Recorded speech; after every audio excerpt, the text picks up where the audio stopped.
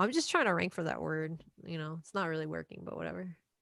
I think Oh, we're live right now. I think we're live. Do you see that? A little thing. It's like we're live. says live on YouTube. Meeting is now streaming live. All right, Oh, let me right. send you a link. Okay. Oh God, I hear my voice. Whoa, stop, stop. Can't do that. It's too much. It's too much pressure. This is the thing. Like, We're live right now, and is there anyone watching? No. you have several monitors. Just two. Well, my laptop and then my monitor. So one. Which is not two. All right, I'm sending you a link. We'll wait for this to populate if it ever does. I should post this on Facebook. Hold on. If Dre wants to pop on too. We just recorded a podcast episode right before. Noise. What'd you guys talk about? Um we kind of like do this thing where we have like a rough outline and it just we don't hit the rough outline. We just talk about digital marketing. Like we'll talk about like trends and things and like right now, what do we talk about? We talked about like a lot of things involving like career. Check it out. This episode was actually like much more in depth, like us managing our clients. Like we just we tap dance around like career mindset, industry trends. Like it jumps from like very advanced stuff to like very mind like very like career advice oriented stuff. But that's just how we talk. Like That's we're very good. And yeah. like, when you guys do that, like, do you guys like chop it up into like smaller segments? We're going to do that. But we're Yeah. just starting like I have so much, so I just hired a video editor. I have so much that I have to chop up. I have so much that I have to batch Oh my God. record. But we're on it. Like I can't do it myself. Like I have to offload it. There's a certain that's that like that's how you take things That's a next skill. level. That's a skill. Like knowing how to like. Delegating. Mm-hmm. I'm learning that and just like, you know, I hired an executive assistant and just like hiring more contractors, Yeah.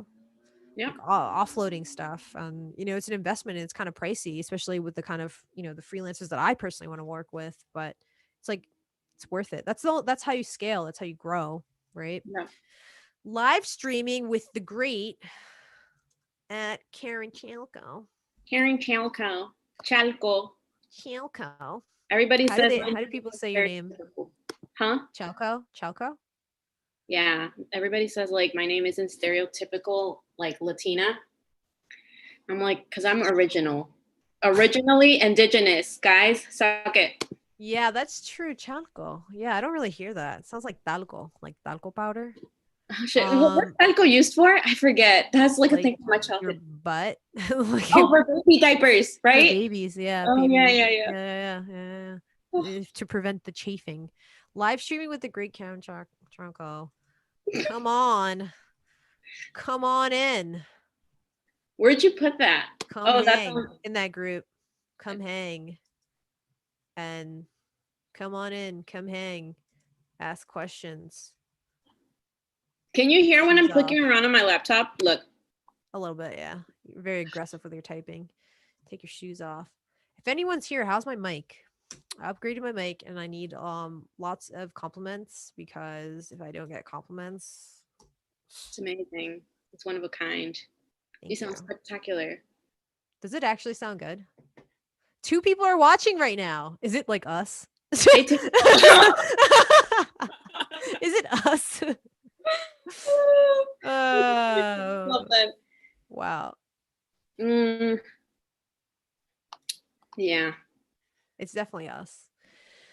I'm Okay. here with the great. Well, actually, should we wait for introductions? Yeah, share your stuff out. I'm live streaming here. Should I post it on Instagram? I do. How do you? But you can't use a link, can you? Or just put it I in just your sent app. you the. Oh no, because I'm not cool enough. I don't have the swipe up feature. Oh yeah, I'm not 10K. cool enough. I'm not cool Where's my enough. phone at? Yeah. I don't know. Where is your phone at? Telephone. I'm the most forgetful person. I don't know how I have a job. You have yet to have met me. Well, we have met, but I'm pretty forgetful. Um, actually, I'm forgetful. Like I'm very aware of my headspace. So it's like if it's not important, I'm gonna like just not. But the things that matter, like I'm on top of it, like no Yeah, tomorrow. that's true. Like I even dream about stuff like if it's that Me too. important, like It or haunts like my there's dreams. like when like I'm stuck figuring something out and it's like towards the end of the day and then I go to sleep like I will in my dream I will have solved the problem and figured I it out. that I do that too, where I solve the problem in my dream. I'm trying to solve the problem, so I'm thinking of ways to like I'm reassessing the landscape. I'm literally visualizing Yeah, simulations on how to actually execute it. It's so for horrible real. But like here's the thing though, like I wake up in such a good mood because I solved the because I thing in my dream, solved right? exactly, and I'm just like, oh, it feels like I took a dump, like I'm free. You really are free. All right. I'm gonna make an IG story thingy. Okay. Hey guys, I'm live streaming with the one and only Karen Lauren. Chalco. Look at her right there. If you want to hop on YouTube, that'd be cool. I don't have a swipe up feature because I'm not cool yet, but come on, ask us questions. I'm testing this new mic, this Shure mic. It looks really cool, and that's all, folks. See you in a bit. Okay, I had I no was idea. born for YouTube. Do you see that personality? You Like, were born to wow. be an influencer. Like you just got that chispa, you know? I was born for YouTube, guys. Like, I don't know what it is. Yo, I really lost my phone. I was like, Oh no. okay. We got one person watching. Hi, one person. What's up? I think it's just me. Um, testing my mic. Come hang. Come hang on YouTube. Can you tag me? Oh yeah, yeah, yeah. Yeah. Oh, look at you, you little marketer. Okay. Who are you talking to? I'm talking. Oh wait. How do you feel? I have a question for you. Go for it. How do you feel about IG's new UX revamp with the shopping button and the You're Reels button? we were just talking about that. I personally don't like it, right? But As a marketer, you love it.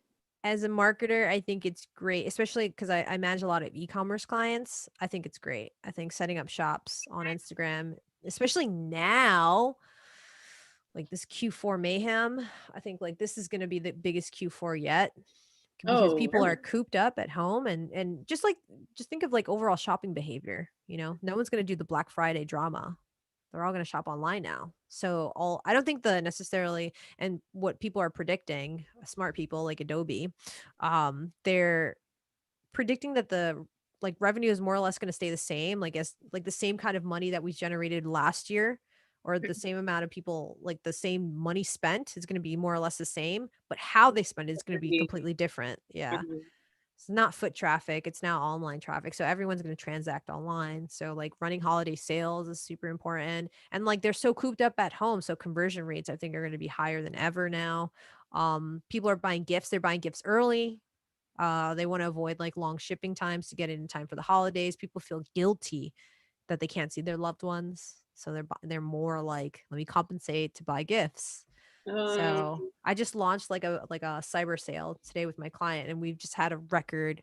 Like I'll tell you right now. I'll show you a number. I mean, that number. Yeah, we never hit this number in one day, and it's expected to like hit like 60K. We're at 40. We're like almost at 44K that we've generated in revenue.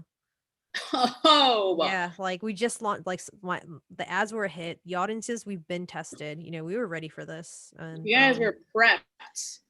that's my job as a marketer, bro. And yeah, like 60K, which is like a record breaking kind of thing. Yeah, yeah, yeah. How are you doing overall? That's like, thank you for asking that question. I feel like a lot of people, like, Just don't. I mean, I guess we're all like thrive or trying to thrive, you know? I mean, I think I consider myself a very positive person, a very uh I don't know, just a person that no matter what's going on, like just keep your head up and you just like work your way even through the hard times. Like I am thankfully like very happy that like my family like they had COVID and they got better. And yeah, like I think there's professionally like a lot of stuff, opportunities happening. Well, there always is, but like just always stuff going on like personally outside of work. And yeah, just like staying grateful for like the little things and like every day like staying super grateful for like everything that I have. Like that's like a common practice I used to do even like in San Francisco. Like I don't know if I sometimes I used to pray to God, but then I'm like I'm not super religious. And I'm like whoever it is, universe, like thank you because like I know things could be worse right now. So That's just like good. practicing gratitude like constantly and yeah, I think that's been it. I think like the past, like a big level up for me is like the past 4 years. I've just about every day have written off what I'm grateful for.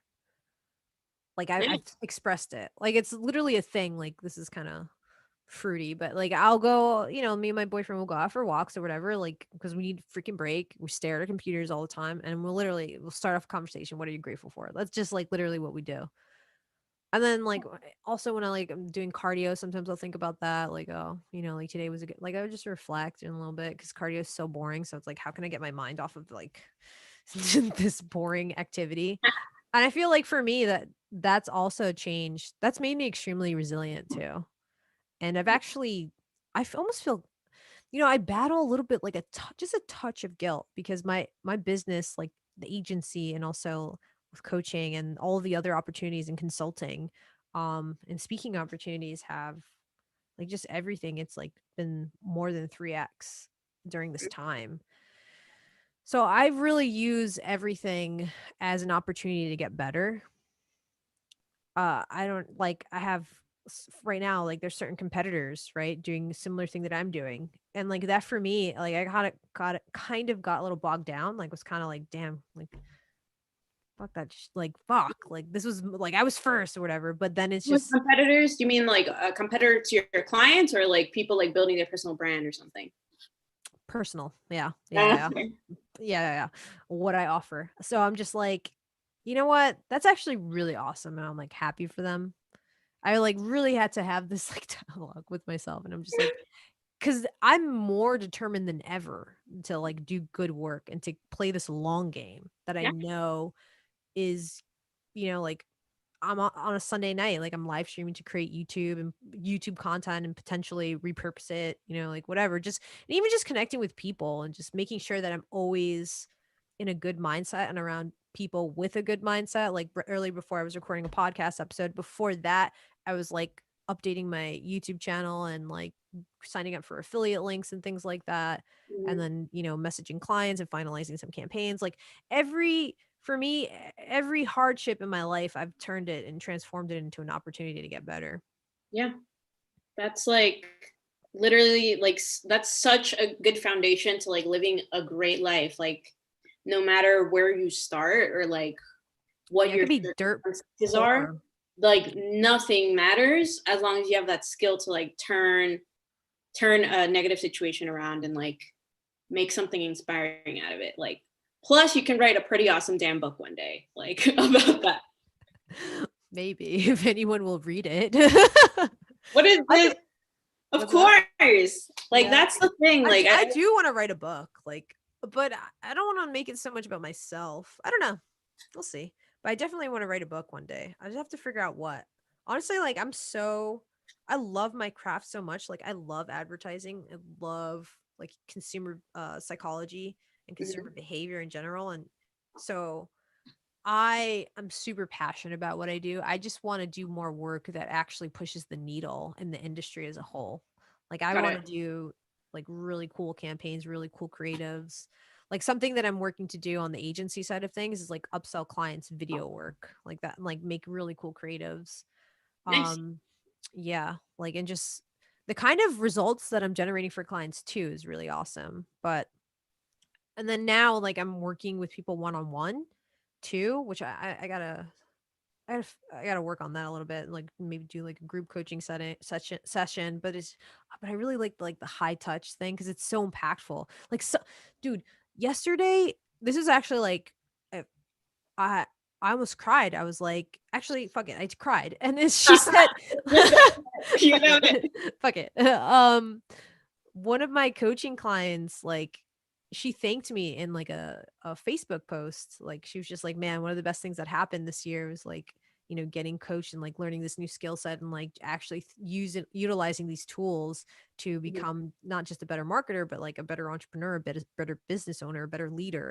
And I was just like, "Damn." And then on top of that, her fiance thanked me and invited me to the wedding. Like, I was just like, I'm not emotionally ready for this right now. You're crazy. So it's just like things like that. It just reaffirmed like it doesn't matter who's competing with you. Like, at the end of the day, you need to focus on the work that you deliver, the value you deliver, the impact you deliver to your clients, the Yeah. impact you deliver to the world in general. So when I focus on that, like imposter syndrome used to be a big thing that I used to deal with. Like, I don't deal I I'm always going to feel like I'm an imposter anytime I'm doing something new, you Mm. know? Yeah. But now I embrace it. I'm like, yeah, I am an imposter initially. And now I'm going to like, I'm doing this now so I could not be an imposter. I'm an imposter now, so I won't be later. So I have the mindset where I'm very much embracing it. And I think it's like, if I don't feel like an imposter, then I'm probably not doing something new, like, Yeah. That means you so need to like step outside the comfort zone a little bit. Like you have to feel some degree of discomfort, some degree of like or like I think I like word it as like almost like butterflies in your stomach, like something where it kind of like scares you, but it's really cool too. yeah. And that's how you know. That's like the biggest indicator. Like you should be like taking that step forward. Yeah, especially you. Like, I think your story. I was talking to you about talking about you too, Drayshawn. I was like, damn, like who really? Because we were talking about people that we've met in our career, like especially people that have taken um that very infamous course. Like, who actually has it, right? And I was like, yo, she has it, because there's not too many people that can speak, like, especially women. Women of Oh yeah. color too, like, can speak with like power in their voice. One, and two, can just do things outside of the box. Just do it. Like, yeah, you feel like the imposter syndrome, but you're just like, okay, that's cool. Like, I know, I'm just gonna do it. Yeah, and I think but see, that's the cool thing with being like even Latinas and immigrants. I think we should like going back to the topic that we were originally supposed to That we talk originally decided to make this live stream over. about.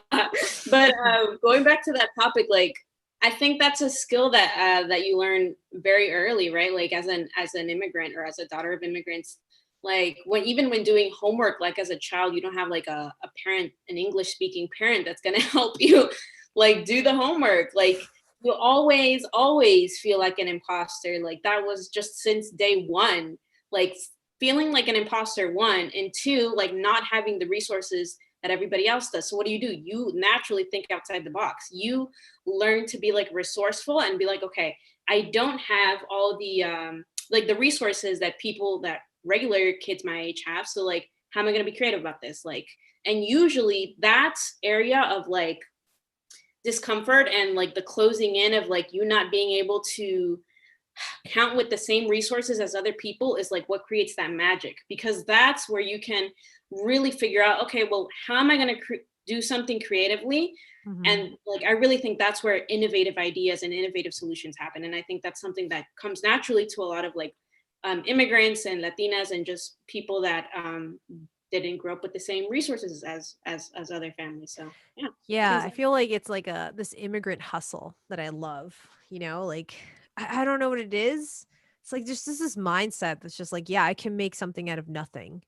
And I mm-hmm. think like that mindset alone, like, initially in my life, I thought that was something that would always hold me back. Like, I thought it was a disadvantage. I felt bad over it. Like, I felt bad that I didn't Well, look like my friends, because like and I'm like we curious. were talking about before. What were you gonna say? What?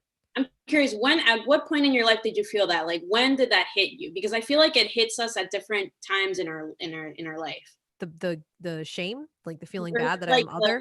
the other, like The minute I was made known that I was other. Which was when though? Like So for me, I grew up in a pretty ghetto neighborhood initially. Like, and then my dad moved to like literally the neighborhood next door, which is like night and day. So the neighborhood next door was, very white suburbia. I love that town. Like, I'll forever love it. I visit it. And in that town, everything was different. I was like popular. Like, I moved in like the second grade, right? So I was popular, I had friends, things like that. And then all of a sudden, people are I have very curly hair actually, but I straightened it that it's not so much. And I would like, I remember I would wear it in a ponytail and my mom would gel it like Mhm. that, right? Yeah. And people would touch my hair and be like, "What's wrong with your? Why do you do that?" Or like, I remember I would say things a certain way. Um, I would say like, I remember one thing was like mines. I would just like have bad grammar, and people would point that out. And I was just like, everyone had certain things like that my family couldn't afford too. They're Yeah. like, "Oh, why don't you have that?" Also, another thing, I was like super embarrassed because my dad was so young. So he picked me up and he would like be wearing chains and shit. And like, he had like a boa constrictor too. So like, I don't even think that's necessarily a Latino thing. Like, my dad was just crazy and I love him to death, but he was Just having like, he was crazy so, parenting. yeah, because he was a young dad. My parents had me really young. My mom was 16 and my dad was like 18. Oh, And nice. That's so, close to my parents. I think my mom was 17. And my dad was, yeah, so it's like these are kids raising kids. So like I would come to school like not, like no one would check up on my homework, so sometimes I just wouldn't do it. Like, like, or no one would check up on me like that. Um until like I moved over. I started living with my grandparents for some time, but like I was made I everything, the way that I spoke, the way that I was, the color of my skin. We were just talking about earlier, like, to Latinos, I'm light, but like, to white people, I'm not. So it's like I even like looked at that, I'm like, damn, why don't I have white skin? Why don't I have blue eyes and blonde hair? So like I'm just like I instantly felt other, like. yeah. And then like at home, I'm like, oh, like I would be called by Latinos like that I'm white, but I'm just like, I'm living this weird limbo that doesn't exist anywhere. And it sucks. But I was made to feel other, and I felt extremely other. I didn't understand the culture either, so it was like it was intense, like, just learning that all from so it's like that's where all the shame came in, like, I was poor, Yeah. I lived in Section 8 housing, like, I already like, where I lived in that area was already, like, ghetto. We lived like, it was 3 of us in a, like, one-bedroom apartment, so I couldn't invite friends over when I would go to my friend's house, like, they had these big houses, so I was like, "Wow, And I forget never having your dreamed of own room. this." Forget having your own room as well. Like, I feel Yeah, I like never had my everybody own in room. movies, everybody had their own rooms. Like, go to your room. Like, a parent would yell at a child, and be like, go to your room. And it's like, 5 minutes timeout. I'm like, go "What the hell to is the that?" room in the house because we don't have another room. It's funny. Yeah, like, I remember my dad tried to do that, like, he saw a movie, he was like, "Alright, I'm gonna try sending her to the corner, like, stand in the corner," and I'm like, "Okay." I'm playing, like, my Game Boy, I'm like. You had a good Yeah, I mean, I was like, this is so easy, like, wow. Jesus Christ. Um, anyone watching, the 2 people watching, if you have any questions for us, introduce yourself, Karen. Oh, yeah. So my name is Karen, as you just said. This talk is about being women of color, Latinas in digital marketing. So a little bit about my background. Well, my family's Ecuadorian. I was born in New York, and I've been in the digital marketing field for, I think, about 4 years. I work for a tech company, and I like to do my side hustle stuff on the side as well. And that's, I guess, a little bit about me. Karen, you have like a what's I know you like run an agency like with a partner too, no? Yep. Yeah, Yep. yeah. So, What do you guys offer? Like SEO? yeah, we offer like SEO to like, but like basic, very like on-site SEO for now, and like just website creation services, like as like simple as setting up like a WordPress site for like super small businesses, and just people that have had businesses for like whiles. Like these are like brick and mortars, or like what is it? like roofers, for example, like Mm. just very traditional businesses, not anything like e-commerce, like what you're doing, but just helping them just start having a digital presence, because a lot of times these people have like great reviews, have great reputations in their communities, in their respective communities, and it's like, well, we're gonna help you out. I almost feel like a like charity giver, like we're bringing you here to the 21st century. So yeah, that's what we do on the side for clients, and it's like honestly, that's the work that like touches my heart. That's the work that like, that makes you feel like you're making an impact in somebody's life. That makes you feel like you're making an impact in somebody's business. It doesn't, like, for me, it's, I mean, of course, getting paid is great, but like, that's where I feel like I'm getting the ROI personally. So that's what we do on the side. I have a business partner, and he's more on like the business admin sales side and like project managing stuff. And then I can like implement a lot of the work. So yeah, Pretty that's cool. a little bit about what we do. That's awesome. How do you feel? How is that like different? So you also work at Glassdoor and you're basically a digital marketing manager, right? Yep. I was like ops or digital marketing ops, but a digital marketing manager is essentially that, right? Yeah, it's Yeah. essentially that. Yeah. So you work at Glassdoor, you're a digital marketing manager. How is that different from like the stuff that you do agency wise?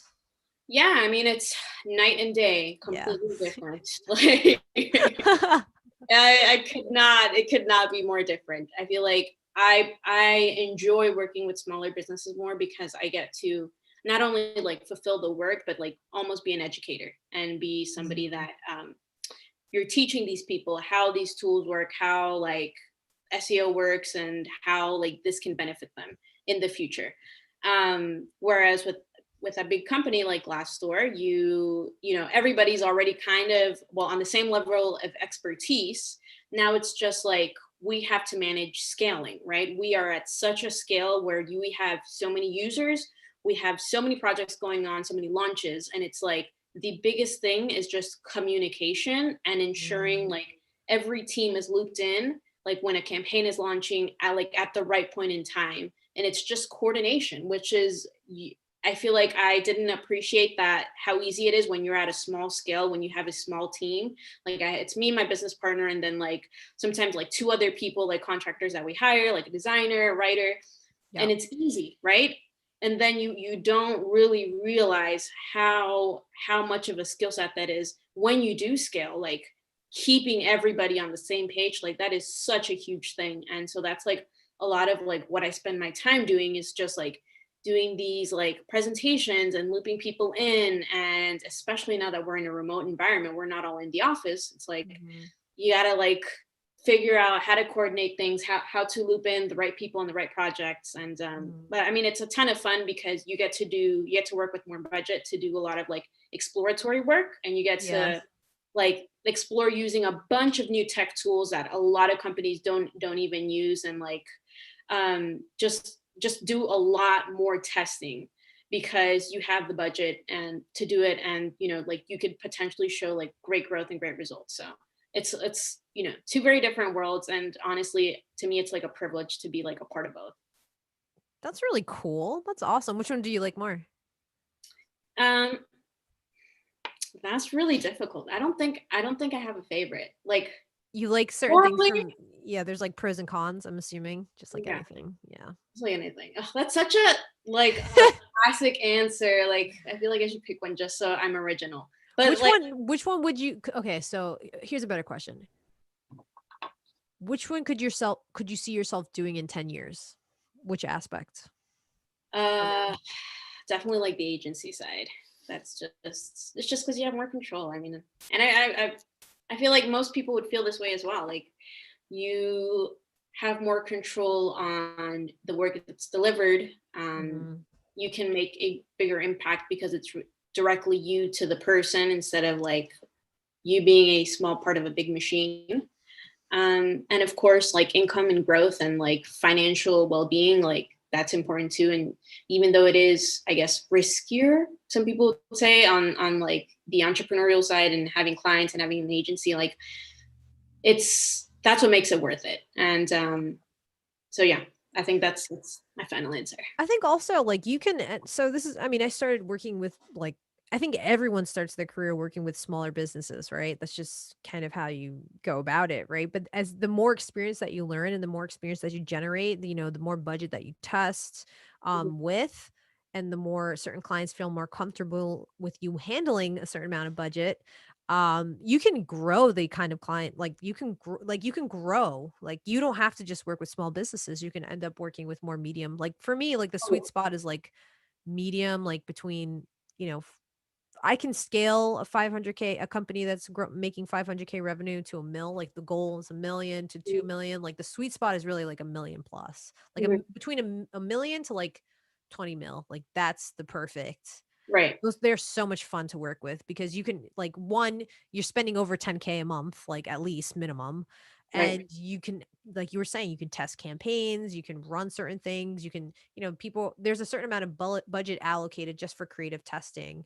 Oh, yeah. So you can't really like that's the thing. That's why I don't like really working with no offense. Like I'll consult with small businesses.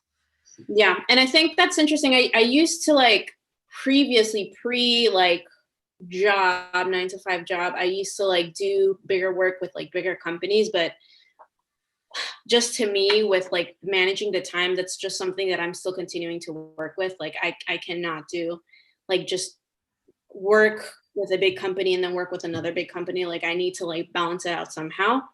But, yeah, I think that's an interesting point you mentioned, like, having a nice sweet spot of, like, clients in the middle, and, I don't know.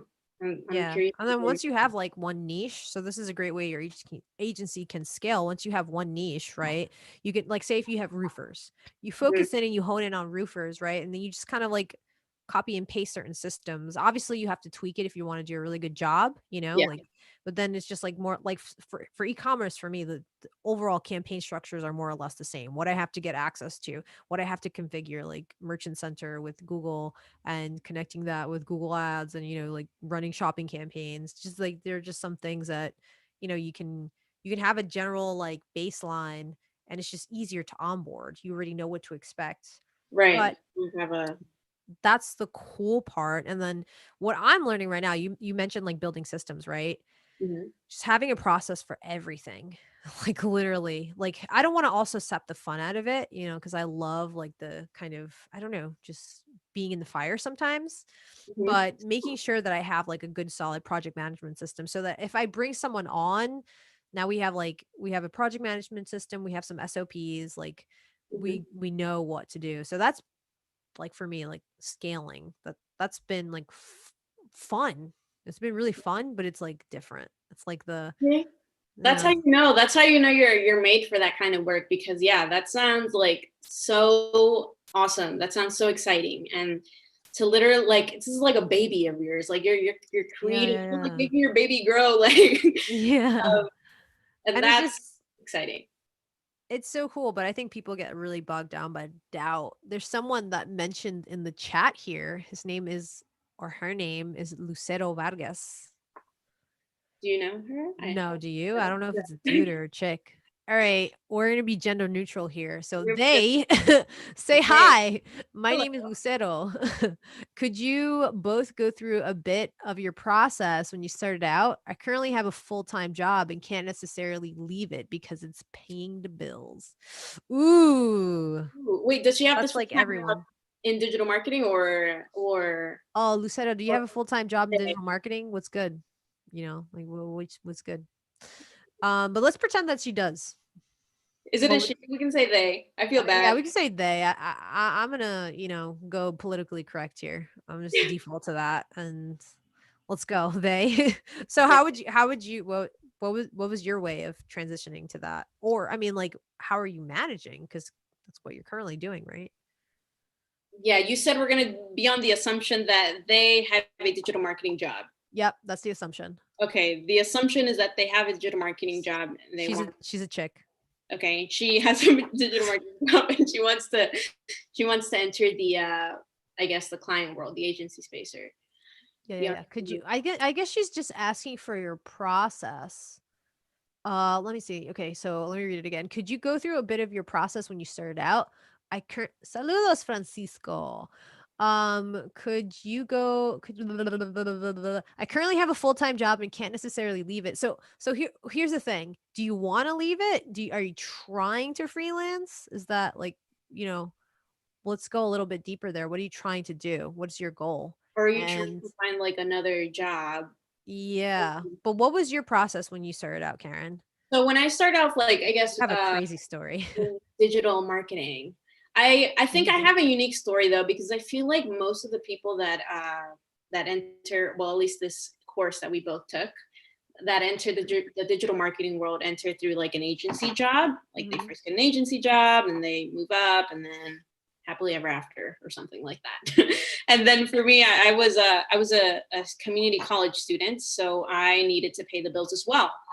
But I was also doing college. And I did not necessarily want to. I think I was 1 year in, and I just needed to finish 1 year in community college and um, see what happens. So I just got a digital marketing internship. Literally, like getting a digital marketing internship was like the easiest thing ever, because if people are getting agency jobs, like with basic training, with basic course knowledge, getting an internship as a student was even easier.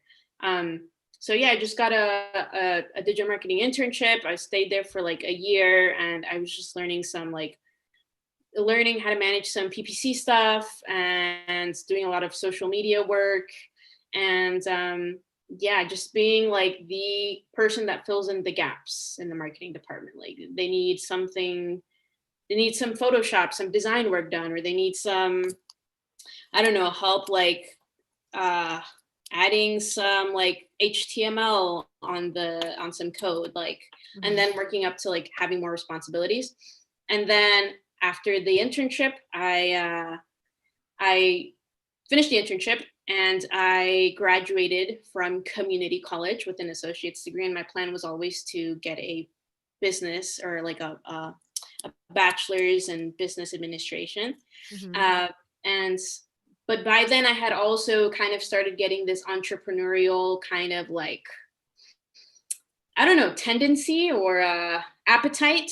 And I had started already getting my like own clients as a college student. And even while I had this internship, I had already started onboarding my first client. Wait, pause. I feel like for me, that's like the hardest thing to try. Like, I just naturally always freelance. I always hustled with everything. There's just some people that it's like, damn, how do you like, if they're trying to figure out how to freelance, like I can help you systemize it, but it's just like some people, I don't know, I've been How do you doing get it. started? Like, I think it's, but here's the thing: we live in a world where there's so many ways to get started. Yeah, you could do it for the way I sure. did it, which is just literally create an Upwork profile and like start looking there. And you just say that you can do X skill and you know how to do this, and maybe like not ask for a lot of money in the beginning. And literally you just got to have that feeling of, even though this is uncomfortable and this is new to me, like knowing that other people have done it before you. Right. And yeah, and like I remember I was doing freelancing and my internship for a while, for a small amount of time, plus finishing up my college classes. So it was like three big things in my life.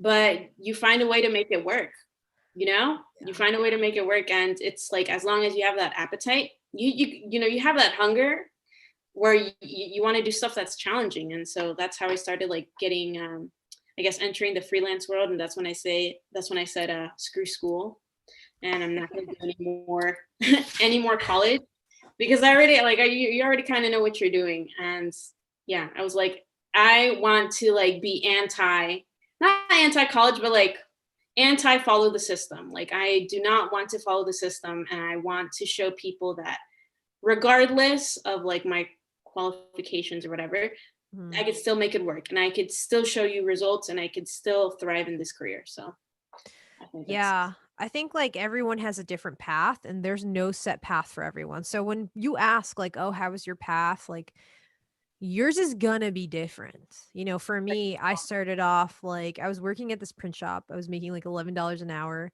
I was like I went to school. I've never told this to anyone, but I actually didn't finish school. Like I'm like 3 credits away from graduating officially with my bachelor's degree. And I just like I honestly was just like, I don't feel like doing like, I could have attended my graduation, I could have done I was just like, I don't feel like it. Like, for what? It's literally not doing me anything, and for me, it was just like I was being stagnant in my for in my case, because I was a communications major, which is we all know it's like a fancy word for bullshit. So, for me, I just started, I was a photographer and I was freelance in wedding photography a lot, but I was never really good at it. I just, like, did it f honestly, I love photography, but then, like, doing weddings, like, sucked the fun out of it, so I was just like, "I don't know what I wanna do." I did, like, this social media type job, like a graphic design job, after school. I did a couple of internships during university. And then I was just like, "I don't know what the hell I wanna do," and I was kind of, like, really asked out, and I started working at this print shop as, like, a designer or whatever. I was just making $11 an hour, and they had me doing bitch work, and I actually got Is fired. this a full-time job? No, it was like a shit, like, part-time thing. Like, Oh, yeah, yeah. So I was just like, I had no idea what I was gonna do, and I was just like, "Damn, I really want to get into business," because I feel like I was, like, this failed designer, and I feel like as a designer and, like, creative, I couldn't really because I couldn't touch money, because I couldn't touch talk business, I felt like it was really screwing me over, and I've always wanted to own my own business. Like, I always wanted to, pursue this is engraved in all of us, pursue the American dream, right? yeah. So, I started learning digital marketing as a way to kind of get into business, and, within a I took a course, I took other courses as well, and I was studying, a lot, and but perfect timing, they fired me at the same time that I literally got a job working at Isaac's agency. Working with Isaac, like, I think he was, like, one of the biggest mentors ever in my entire life. Like, it was very love-hate, like, certain things I absolutely hated, but it's just like, when I look back, it's kinda like when you look back at your parents. Like, damn, I'm Yeah, really glad that he did that. I'm really glad that he was stern in that way. Like, I'm glad, I learned X, Y, and Z. And, like, I can look back now, like, one of the most impactful people. I need to buy him, like, he's referred clients my way, so I need to, like, I really need to hook him up this Hanukkah. He's Jewish. So, um, like, when I look back, like, that was the mentor for me and someone that really got me really passionate about advertising and online marketing, not just using Google ads and Facebook ads. I use that as a tool in order to influence people to purchase. And there's so much that goes behind that. There's so many layers, to be good in that and like online advertising at least. You need to be really great at communications. You need to be really great with dealing with clients, people skills, negotiation. You need to be really great at copywriting. You need to be really great statistically. You need to be really great in terms of data analytics. You need to be great at reporting. So it's like all of these layers of skills that took me a lot of time to build, but there's a lot like I'm putting out I'm actually putting out a couple of courses, like that's what I'm in the process of. And also, if you're looking to get started like freelancing, like Seth's course is great. Like I think it's like a basic course to introduce you to Seth's to digital marketing. yeah. Like just introduce you. Just that's it. Like if you've never heard of digital marketing before, then sure. But a lot of people nowadays, it's 2020, people are more savvy on the internet, and if that's not where you're at, actually, there is a course that I do recommend if you're looking to more like freelance. I actually have it in my description. It Hey, is an what? affiliate link if you want to hook it up. Like, yo, help your girl out. I don't know if this link is this the right link, but I just linked it or attempted to in the chat. So, okay, that's not the right link. Great. All right. That was my sad attempt. Love it. You tried. That's what matters. I That's a know I did. I'm gonna get that link. Screw you that. said Anyways, it's rich and niche, just like his brand. Like I've worked with him with a client, and he kind of teaches like a very holistic approach too. But what he teaches is like really great and gets you like the jump start if you want to freelance. Like I feel like Seth's course is very oriented for a job. And I think yeah. there's a like a portion for freelancing, but like Yeah, this so this really like it hones it in has a little bit more. it has a freelance section. Yeah, and I think just like what I appreciate about Seth's course is that it's very like tactical. And when you're starting out, like you don't know, like you're not gonna start out as the director of marketing, right? Where you're gonna talk about high level strategy and like you just talk about like communicating your work. You're gonna start off as like somebody who's gonna do what is it, the bitch work. You're gonna start pulling reports or like doing something that's very tactical. And I like that this like his course, and I imagine like very like good courses in general, like can show you really specific step by step things where um you're not learning like theory. You're not learning like in the way you would learn in a college course where you're learning like That is true. I textbook think style.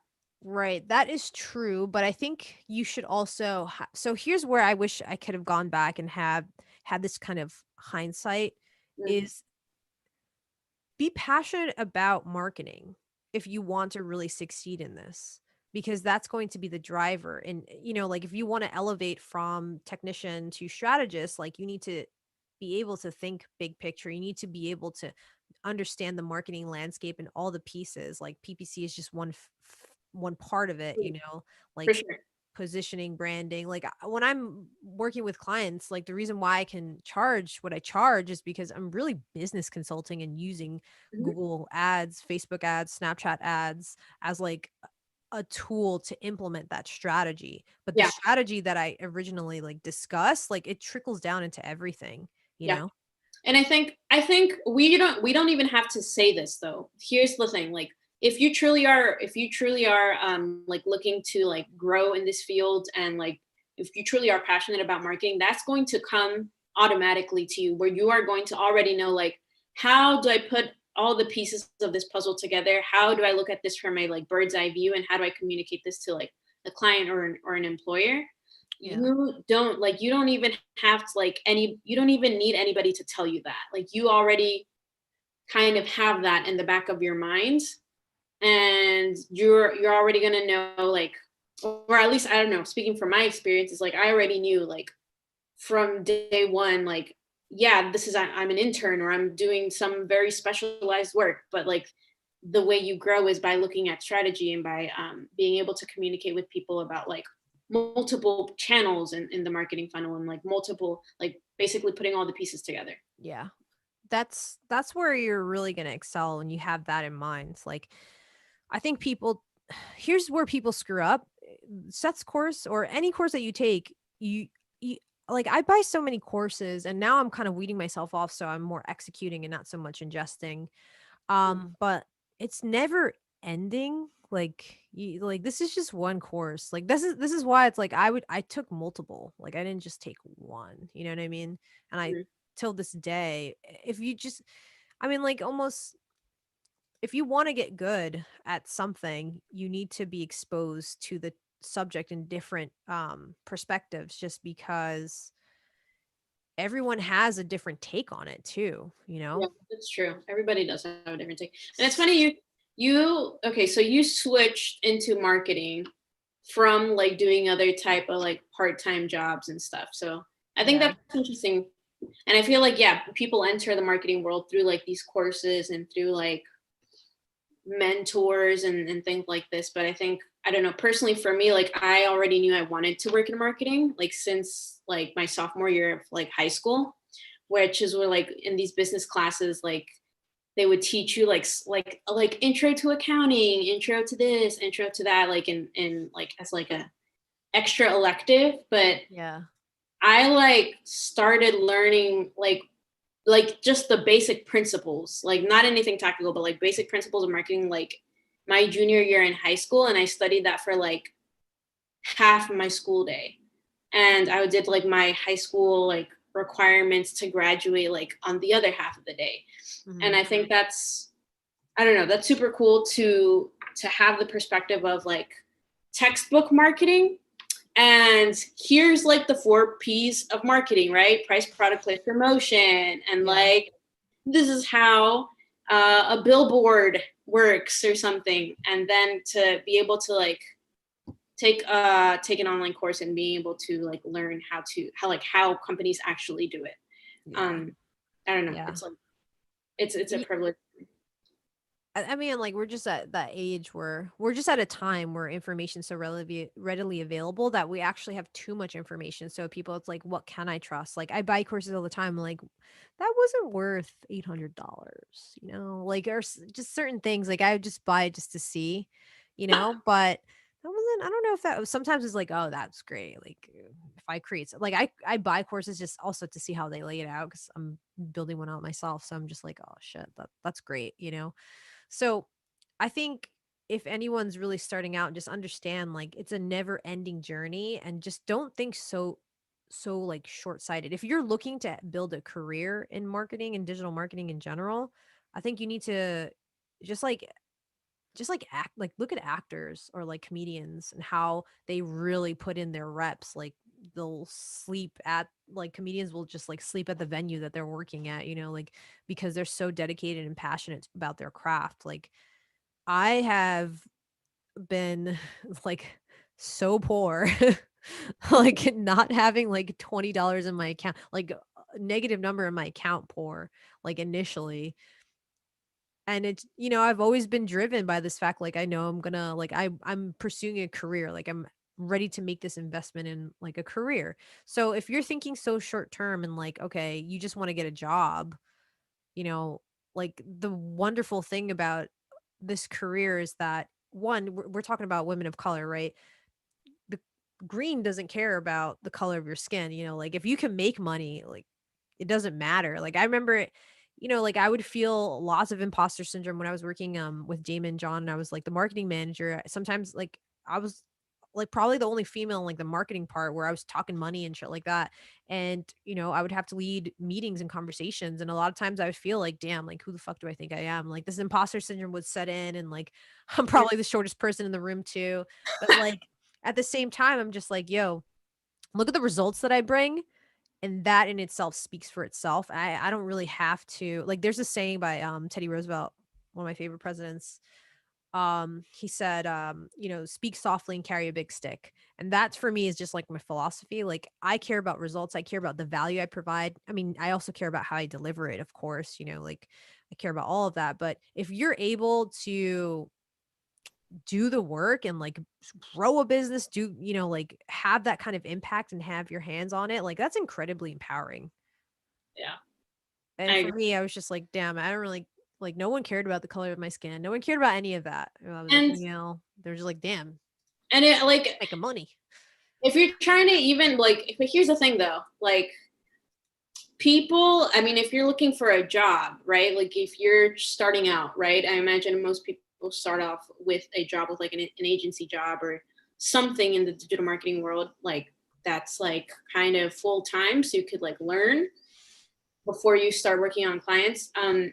Like even in the working world too now though, like there's this big push for diversity and inclusion. Like that is such a huge, Yeah, we're huge at a really great time and like I'm seriously. milking that shit. And like, and I think, but here, even before all this, like Black Lives Matter movement and all of this that has most recently been happening, like even before then, like people, companies want to show that they're inclusive, right? This is part of a broader, like almost like PR effort where it's like they're trying to show that like we have all types of people at our company, and like you could Yeah. totally use that to your advantage as well. Like people want like women and women of color, and if like you're a minority, like you, people, like companies want you, companies want to like help you level up, and you got to come in with that mindset and like know that even if you're starting out and you don't know everything, you're really feeling that imposter syndrome, you have to like, you have to find Brace comfort. it. Yeah, you have to find comfort in the fact that like you like okay, you may get denied that job application or you might not get that client, but like you are going to continue to go at it, and for sure you are going to like enter this field sooner or later. Like that is like a given, and as long as you just continue to like develop yourself and I don't know, apply to jobs or like pitch clients, you're gonna learn how to do this, and you're gonna know to reach out to people like Cynthia or to me, and you're gonna make it. Like that's like almost to me like an almost inevitable thing that is going to happen because you're feeling all this imposter syndrome, but you're just gonna continue to like try and get your foot in the door. And I think that's just like that's the hardest part. And then after that, like things get easier and things like kind of snowball as long as you like continue to educate yourself and you continue to like improve. Like, I guess personal development is a big thing. 2 points I wanna make, like, there's the compound effect, right? Every day I work to be 1% better, Yeah. right? And then that's a completely different topic from this what I'm gonna mention, like, we're at a time where being a person of color, being a woman of color, it's there's more opportunities presented, in my opinion, that I've seen on my end, especially like from the speaking front. Like I was Oh, yeah. talking at a conference and they asked me like, how do you support like people of color? I was like, because I'm a person of color and most of my clients are people of color actually. And so they were just like, oh, you're in. So I'm just like, there's so much opportunities. It's insane. But I think for women specifically, I've personally never dealt with this because I was raised with my father a lot. So I've always been a little bit outspoken and but like I've noticed it with my grandfather be like sit straight, like don't talk when there's older people present or like old school stuff. He's from Ecuador. So like I've been exposed to it and also my boyfriend's family, they're very like machismo, like so much machismo there. It's like disturbing. It's disturbing, but women, especially Latinas, they're taught to be very submissive. Mm, very true. And so, like I noticed that a lot. So it's just like, damn, you constantly feel guilty for disagreeing with people. And I'm just like, if like that's why women in general are not as good as negotiation as men because they actually, they you were kind of conditioned in a certain way, like we have to teach ourselves negotiation skills. I used to feel bad just disagreeing with people because I felt like they wouldn't like me. I don't know if that was an insecure thing, but But like that's, I think we all go through that. It's like, I think it's like a stage. Like now I remember like, yeah, when I also heavily, like I was afraid to negotiate. I was afraid to like disagree. And now I feel like, now I have to. I don't know, It's like like I I would can't rather, like do the work if I unless I like, that's I literally don't how I manage clients. Like it's all reality checks. I'm just like, like, no. I kind of enjoy disagreeing now because that means you're Me like too. actually like you're actually bringing something to the table. You're actually bringing a different viewpoint to the table, which is very much true because you have different experiences and like whatever. Like I think yeah, that's just something to get used to. You know, you got to get used to disagreeing. Yo, huge shout out to Drayshawn Ryan, the goat, the SEO, the Hey, dudes. hey There's Dre. another dude with an insane story too. He was like almost homeless. Like, it makes my story seem like I was raised with like a silver spoon in my mouth.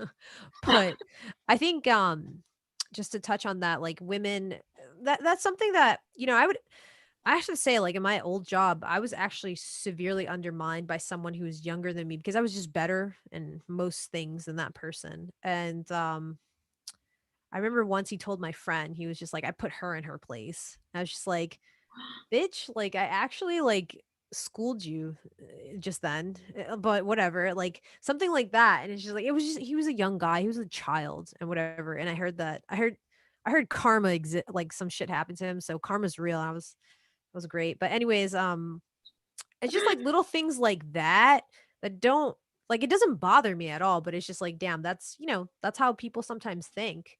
Yeah, And I just I just thank God, honestly, for me, like being raised by my dad and my uncles, that I've had a strong personality. And the older and the more comfortable I become in my skin, the more I just I don't really give a shit what you have. Like, if you're yeah, like, I don't really like, if you're judging me because I curse, like, that's something I used to be self conscious about.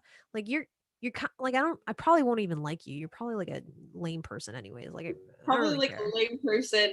Yeah, Yeah, you're probably like, I think I can definitely relate. My mom's like a super outspoken Latina mom, like matriarch, like and almost like I would say almost a little too outspoken, but don't tell me this because she's gonna kill me. If she heard me saying she'll this, give you that chancleta real the quick. chancleta, she'd be like, "What are you talking about?" Yeah.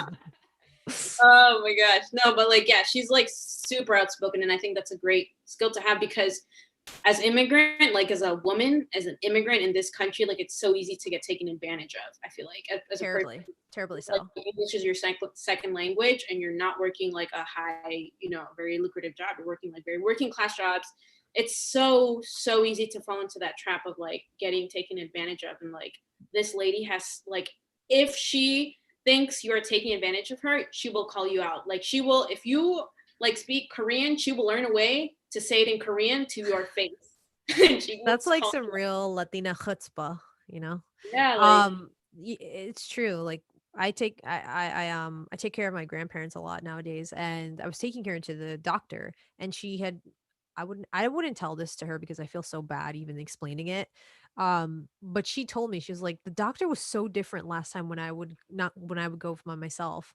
And I was just like, Grandma, you're overthinking it. Like, like it's not really a big deal. But mhm, I noticed that they paid close attention to her because I would ask questions, I would read the chart. I'm like, like what, yeah, I would Google it immediately and retort with a question. So yeah. I noticed the treatment's different. And, English is not her first language. And she's a very sweet lady and she's more docile.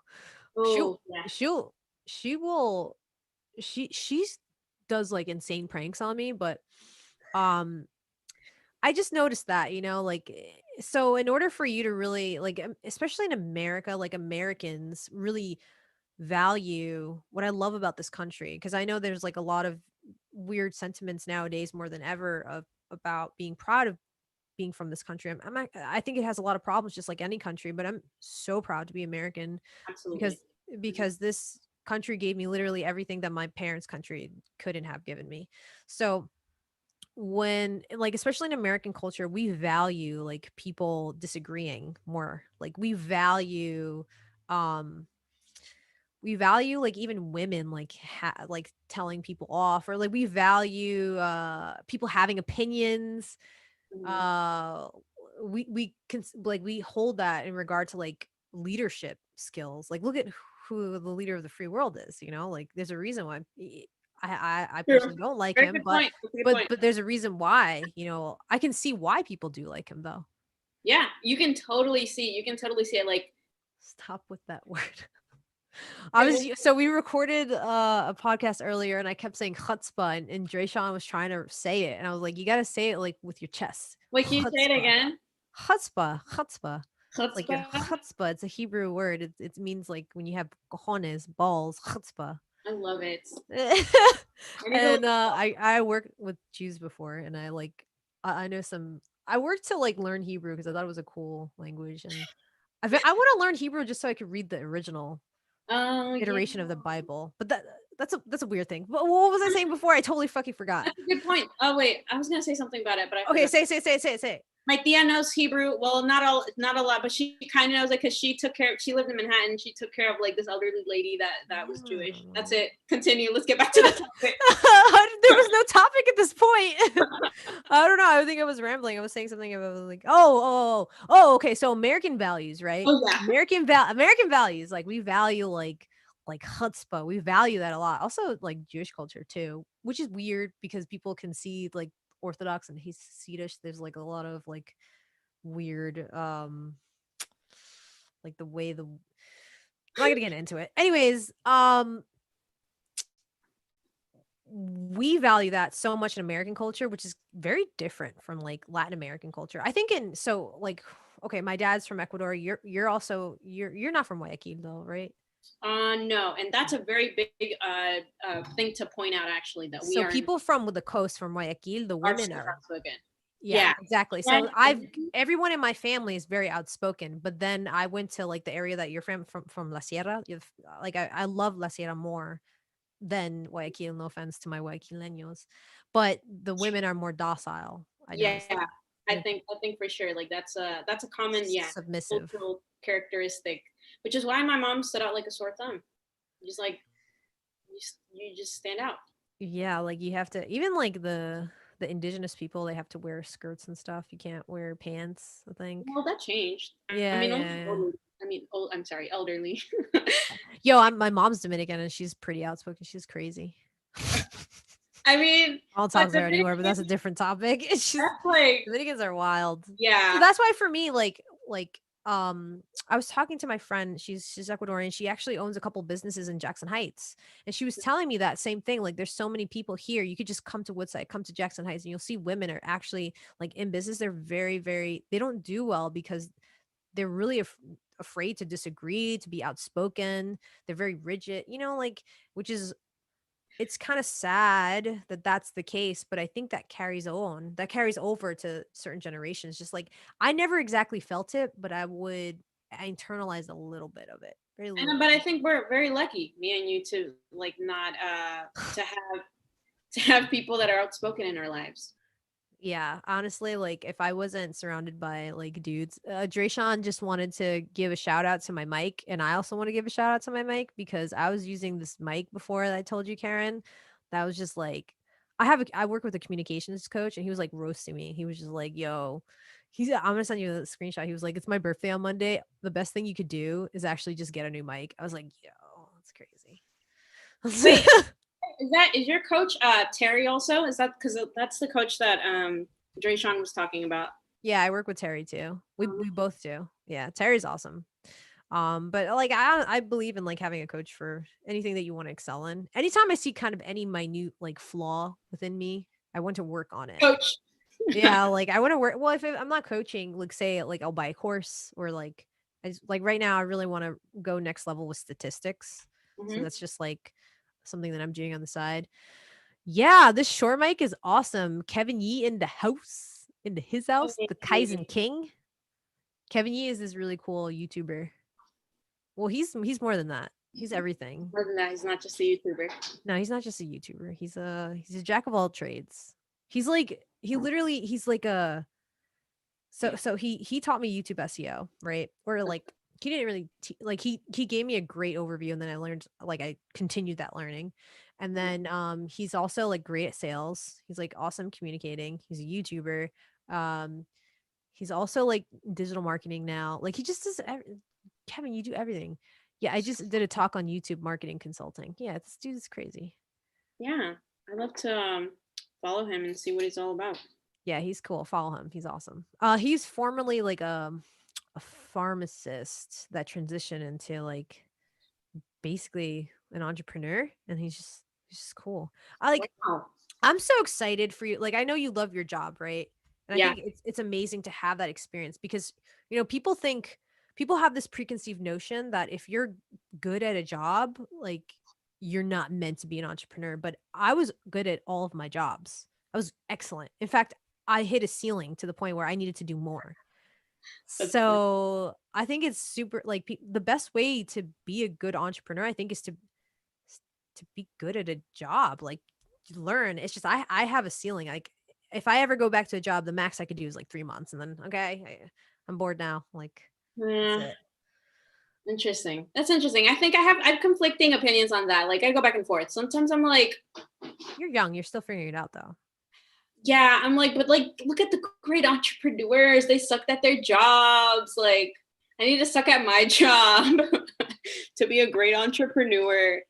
I don't know. It's interesting. I just think, yeah, it's just like, oh, I mean, like, I didn't like having a boss, no, but some bosses I did like, and sometimes your clients can be bosses, but like, that's the thing, like, that's where people screw up. Like, so, I coach people trying to freelance, right, and like Hmm. help them develop systems, basically a business coach, but I also like teach them more advanced skills, things like Yeah. that, so they can start freelancing and charging more money.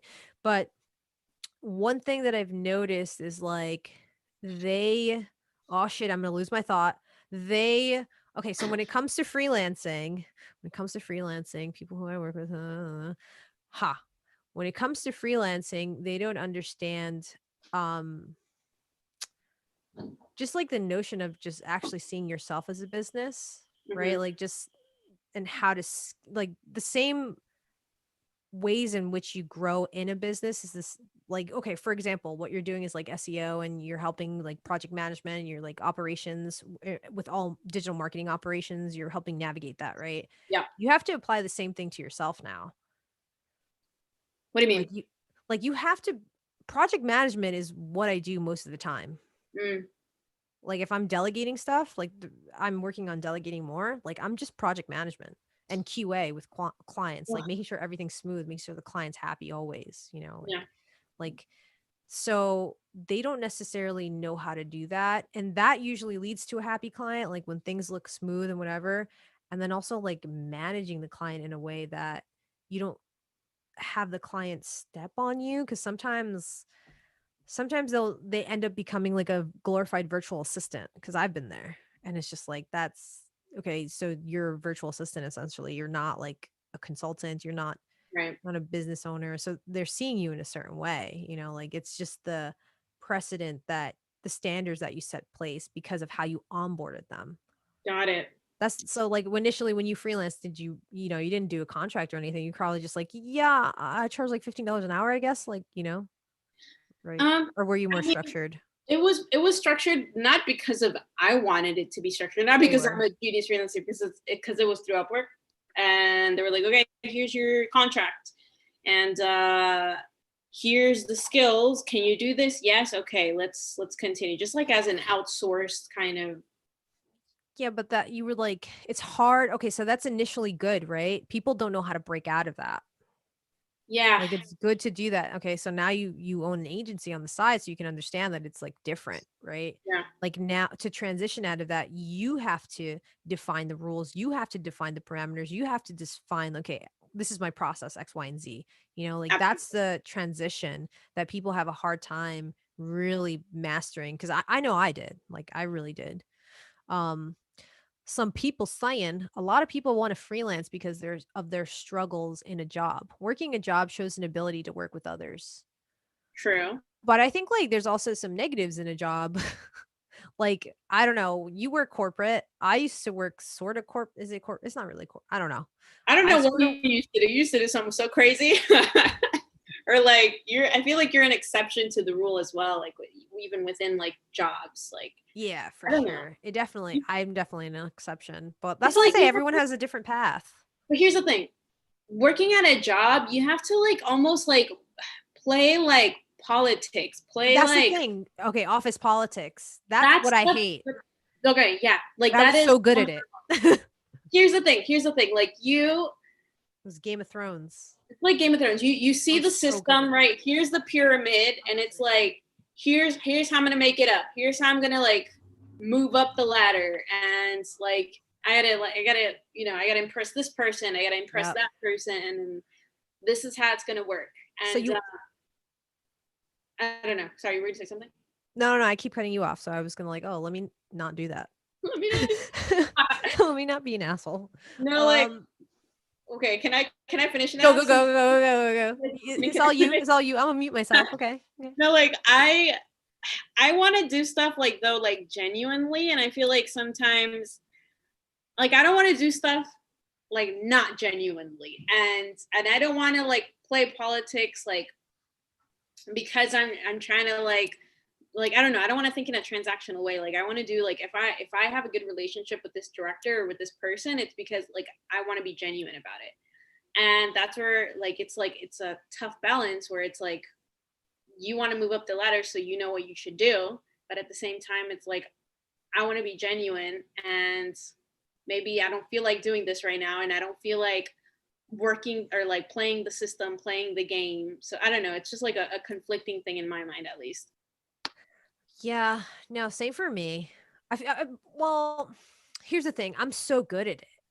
Like that's that. So I lose myself in it because I'm great at moving up and like knowing how to play that game. I'm so great at reading people. This is what makes me such a good marketer.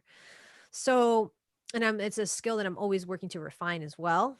But because of that, I get sucked into my own like toxicness and my own pettiness and I'm not happy. So like that I Wait, think it's how does that very work, girl? You need to like back. You need to back up a second. wait. How do you suck? How do you get sucked into your own pettiness? Like you know So what? so like for example, like okay, if someone's up for a promotion, okay, so for example, like I had that issue with a person who worked with me Mhm. who like I like got paid like 3 times the salary, but like he just wanted to overcompensate because it's very classical small PP syndrome, right? Yeah. And not that I don't know that he did or did like I'm just he acted like it. Anyways, um at the end of the day, like, I won because my results spoke more than anything and how I delivered it as well. But it is intimidating to people who are insecure. So he tried to kind of low key sabotage me to do things like that to make me seem bad to a certain person, to our boss, essentially. And I kind of played this long game. I was just like, I'm just going to execute and do good work and show up when I have to and not even entertain that bullshit. Yeah. Except I kind of entertained it by making sure that all the right people liked me and that like I was well respected. And just like that, like me winning was way too I lost myself in trying to win. Like I get like that. Like I get too ambitious that I forget about people or like that people matter and I don't want to be in an environment where that's fostered. Right. So for me, like working for myself, one, I like quadrupled my salary, but besides that, like it's just the mental health aspect for me and Oh yeah. my integrity and being able to sleep well knowing I did right. Just all of these things. I don't have to another thing is, like, I don't have to code switch. Like, not I mean, I talk the way I talk, right? Like, I kinda sound, like, super nerdy, whatever the fuck. But, you know, sometimes I do like to, like, chop it up. Like, I just like to, like, be regular, like, and sometimes I have to, like, make sure that I sound a certain way. And with my clients, I speak the same way I'm speaking to you now. I'm Yeah. not gonna curse as much. I can read the room. I'm not dumb, like, but, um there was a certain thing that you kind of had to like you have to like make sure that your back was straight with the client or whatever, when at the end of the day they don't care that like that they don't care about that. They actually want to work with people that they genuinely like and Mhm. like they have similar values and that they can trust with a lot of money at the end of the day. So my goal is to build that trust. So obviously I'm not going to have a face tattoo, I'm not going to do things that are ridiculous, but at the same time, like I feel like now I can actually be myself. I couldn't be myself in any office environment, unfortunately. Yeah. I think that's just the way it is. Yeah, like that's the way office environments are. And like I don't know, like everything else has its pros and cons. Like you're just gonna continue hearing that from me. But yeah, I totally agree. Like you can't you have to like have some level of, or at least me, maybe not you, but like at least I feel like I have to have some level of keeping your guard up. And like Yeah, it gets tiring to do that though. yeah, Especially when you want to do the work. Like I just want to do good work. I want to create impactful results. I yeah, don't mind over like working 16 hours a day if I'm doing something that matters to me. hmm Like it doesn't feel like 16 hours a day when you're doing something you genuinely sure. love. Yeah, I totally Like it actually it gives you more energy. Like talking to you right now. Like this is I mean, like I could be, doing other things, but like, I feel energized by talking to you, like, it's just like and that's yeah, how I feel like talking with my clients a lot. Whereas yeah, before, I feel like when it was structured in a certain way, like, I didn't agree with a lot of agency settings too. It's just like, I could do that a million times better and much more effectively. I don't have to do this crazy big presentation. I can create mhm, a very effective presentation and reporting, but I can also just tell the client directly and screen share, "This is what's happening in your account. right, This is what I've done. This is what I'm working on. Now you need to chill and these accounts need to be on ice and you need to sit tight for the optimizations to take place. If they don't work, then that's when we change them again, but they need to sit." And like everyone would dance and teeter around that. And it's just like so it's a combination of like who not ever like sometimes you can strike really gold working at a certain company, but then it's like I don't like to wake up at the same time every day. I do around the same time, but it's like I, I just like doing everyone just has a different personality. For me, like I just don't do well taking orders. Like I like taking like okay, so working with my executive assistant, I empower her. I'm like, dude, tell me if I fuck up. Like I want to know. yeah, Like I this is a completely open environment, like in every kind of way, shape, and form. I'm always gonna pay you your rate. I'm gonna be the best client you ever had. I'm gonna pay you on the day, like no discrepancies there. But at the same time, like I'm expecting you to not just put, subpar work, like, care about it, put some heart into it, That's all. That's all I ask. And like genuinely say when something is wrong, when something can be better. I'm learning. So, we're all learning. Like yeah. that's the biggest thing. It's like when you have a title, when you have a cushy title, like the biggest thing that I look out for, it's like you're not done learning, right? You're not done learning once you get that promotion to this big like um I don't know, C-suite role or whatever. Like we're all learning here, and I think that's I don't know. It's just to me, it's like such a basic thing, such a basic thing. Like you're like check your you at the door, Yeah. and yeah, we're all here to do great work. But I don't know. I've fortunately never worked in an environment where it's like I don't, Toxic. yeah, Yeah. very toxic or anything. So Like me, like I think there's levels of it. Like I was never like that bad, right? But I'm so much happier. I feel like I can actually like hit my potential, but I feel like I needed those past experiences as well. Yeah, Like sure. I appreciate them and I value them. Kevin Yee wrote, I think of Johnny. Oh wait. Oh yeah, I think of Johnny Kim when it comes to experience. He's the Asian doctor, astronaut, and Navy SEAL. He says, in the SEALs, I learned how to lead and how to be led. Yeah, I think that's how I feel like in business, and also working previously with other companies that I'm super grateful for. Um, and just working with big companies and corporate companies like Capital One, like just seeing the internet in and outs of that. Like Mhm. I saw leadership.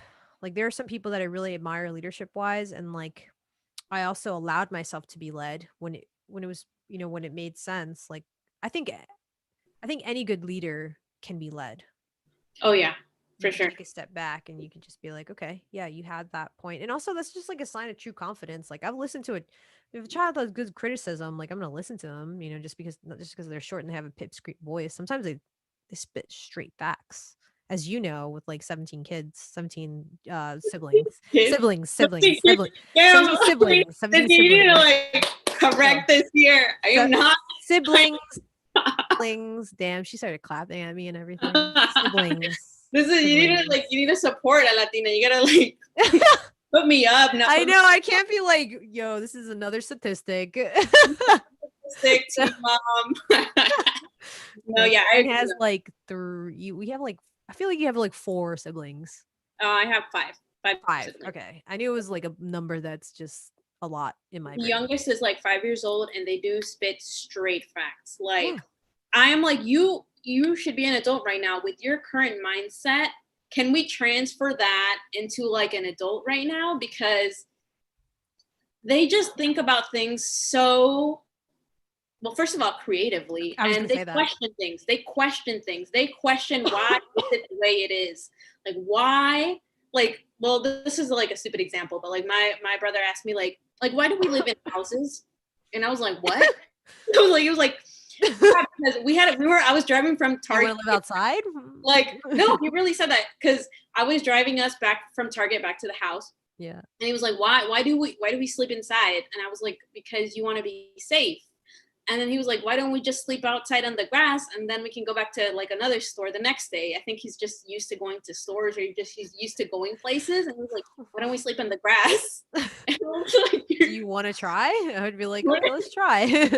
Called camping. I No. know. Um, no, but like these crazy things, they question everything.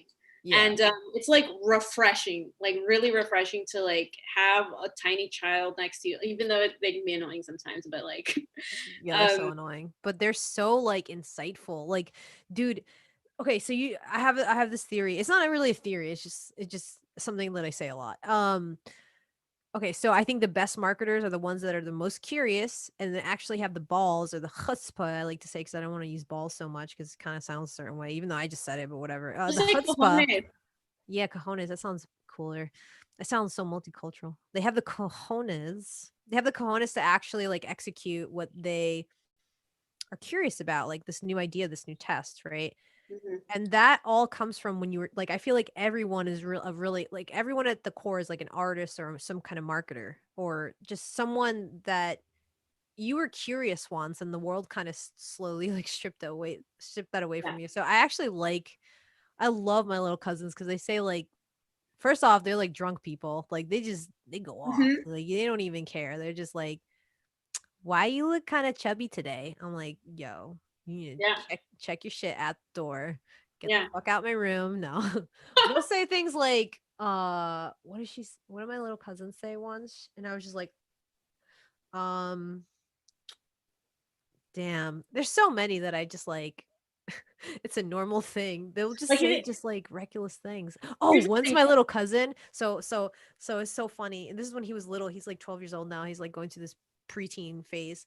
Like I one of my uncles who's like married into the family, he has like a giant stomach and his belly button sticks out and his belly button was sticking out from his shirt. And like Oh, he just looked like reckless. Anyways, so my little cousin starts pointing at his belly button and he dies laughing And he's like, I'm like, what are you laughing at? And I noticed that he's pointing at his belly button because it looked really funny. And he's just pointing at it. And the guy's just like, and he's dying laughing. So now I'm dying laughing. So we're both Oh, malcriados there. And I'm just like, Cruz, stop it. And I'm like dying laughing. And I'm trying to pull him away. He's like, no, his belly button. And I'm like, oh God. oh man, socially awkward situations. You just gotta embrace it, like you have to have like us women of color. Women of What's color. one advice that you can give like women of color, just women in general? I maybe women of color too, because I see this a lot. Like women of color have a lot of imposter syndrome. But what's one advice that you would give them in starting off in a new career, especially digital marketing? One piece of advice I would give them. I Yeah. mean, I feel like anything I could say, somebody has already said it, but just Why you like, downplay yourself like that? but it's true. Like, you could go Google this, Say it in a different way. Say it. Google this Say it with a motivational quote. Spanish accent. You just like don't stop. Like that's my All right. I biggest thing, guess like I even see to what you myself. mean. Like that's so stereotypical, right? But Yeah, like just a little it's bit. so true. It's so true. Like you can't stop. Okay, well, no matter what phase in the digital marketing, like I guess career you're in, like you're, I don't know, applying for jobs, you're trying to get clients, or you're at a job and you're trying to level up, you're trying to like scale your agency. Like you can't, I don't know. Just don't be like what is it? Can't find the English word for it, but in Spanish it's like no te conformes. Like no te conformes. Don't confirm. Don't conform. Don't be like everyone else. Don't get conforme means No te confirm. conformes is Don't like don't don't don't conform. settle. Don't settle. Don't settle. That's the word. Yeah. That's it. Don't Girl, settle. what the Yeah. heck? I needed you here. Yeah, I need to get better. No te No, conformes. There's sometimes like I know words in Spanish. In English is my first language, but like I just be like, how do you say that in English? I just, uh, And I'll just be no. like, that's so weird. Nick's just said something really awesome. Nick's so great. He said, just because somebody else has said it doesn't make it wrong. And that's true. It's Oh true, yeah, Karen. it's true. That's true. So Like I appreciate that because it's not wrong, but no, I think that you know what you just did is something that I see a lot in women of color is that they often downplay. And maybe it's women, maybe it could be like anyone, I don't know. beginners. Yeah, but you're not a beginner, so you should not downplay what you have to say. Like, I don't don't know. like cut yourself out the race before you even started the race. Like that's how I see it. Like anything that you say, is just like just fucking say it. Say it with all your might. Say it with all the chests and just like all the chests, all the you know every like Latin country calls boobs like different things. So I call them chichis. I don't know. Yeah, that's what I call them too. Okay, same with your chichis, and like people if they have an opinion like okay that's your problem like that's cool good or bad like okay Like say with your that's why I chichis. enjoy. That's true. That's a good point. And that's why I'm like doing all these like for example, I'm gonna be on a GitHub panel I'm so excited for in you. Spanish. Did you get my panel? Did you get my keynote? Oh yeah. I watched your video too. I watched your like almost the whole thing. I was like, Oh nice. I watched your whole freaking thing, dude. What'd you So think? nice presentation. Like Okay. I think I think it might make a difference, or I don't know. I haven't watched a lot of these like kind of webinar type things, but it seems like Hmm. this lady that was like hosting you had like a lot of questions, and she Yeah, was she like, kept cutting me off. yeah, she was like interrupting this, interrupting that, and I could see where that would almost like take you off guard, or you had to like think for a second, Yeah, I like was like recalculate, like so eventually I told her I was like I think I let me just go through this one part and then yeah, we'll answer uh, questions I afterwards. could tell that like Yeah. but yeah, definitely you handle that stuff like really good because I don't know, like it she came at you from different directions, so I don't know, props to you. Thanks, I even dude. know what we're talking Yo, about. I keep writing LMFAO, but I'm not like dying laughing. So I just backspaced all of that. I was This like LMFAO, but I'm not like dying like I'm laughing internally. Yo, everyone watching this, the 10 people that are watching this, can you do me a favor? Can you go ahead and just subscribe, like this video, follow and Karen? Karen, how can everyone follow you?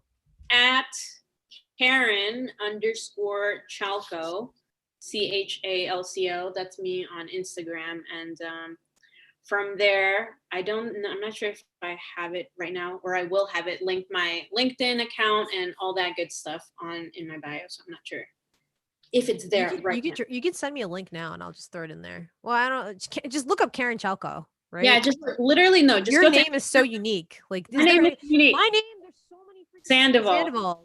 Because Sandoval is like a very common Latino Wait, name. wait, I have a question for you. So annoying. Being What's women up? of color. We have to come back to this topic because I feel like you need to like hit it.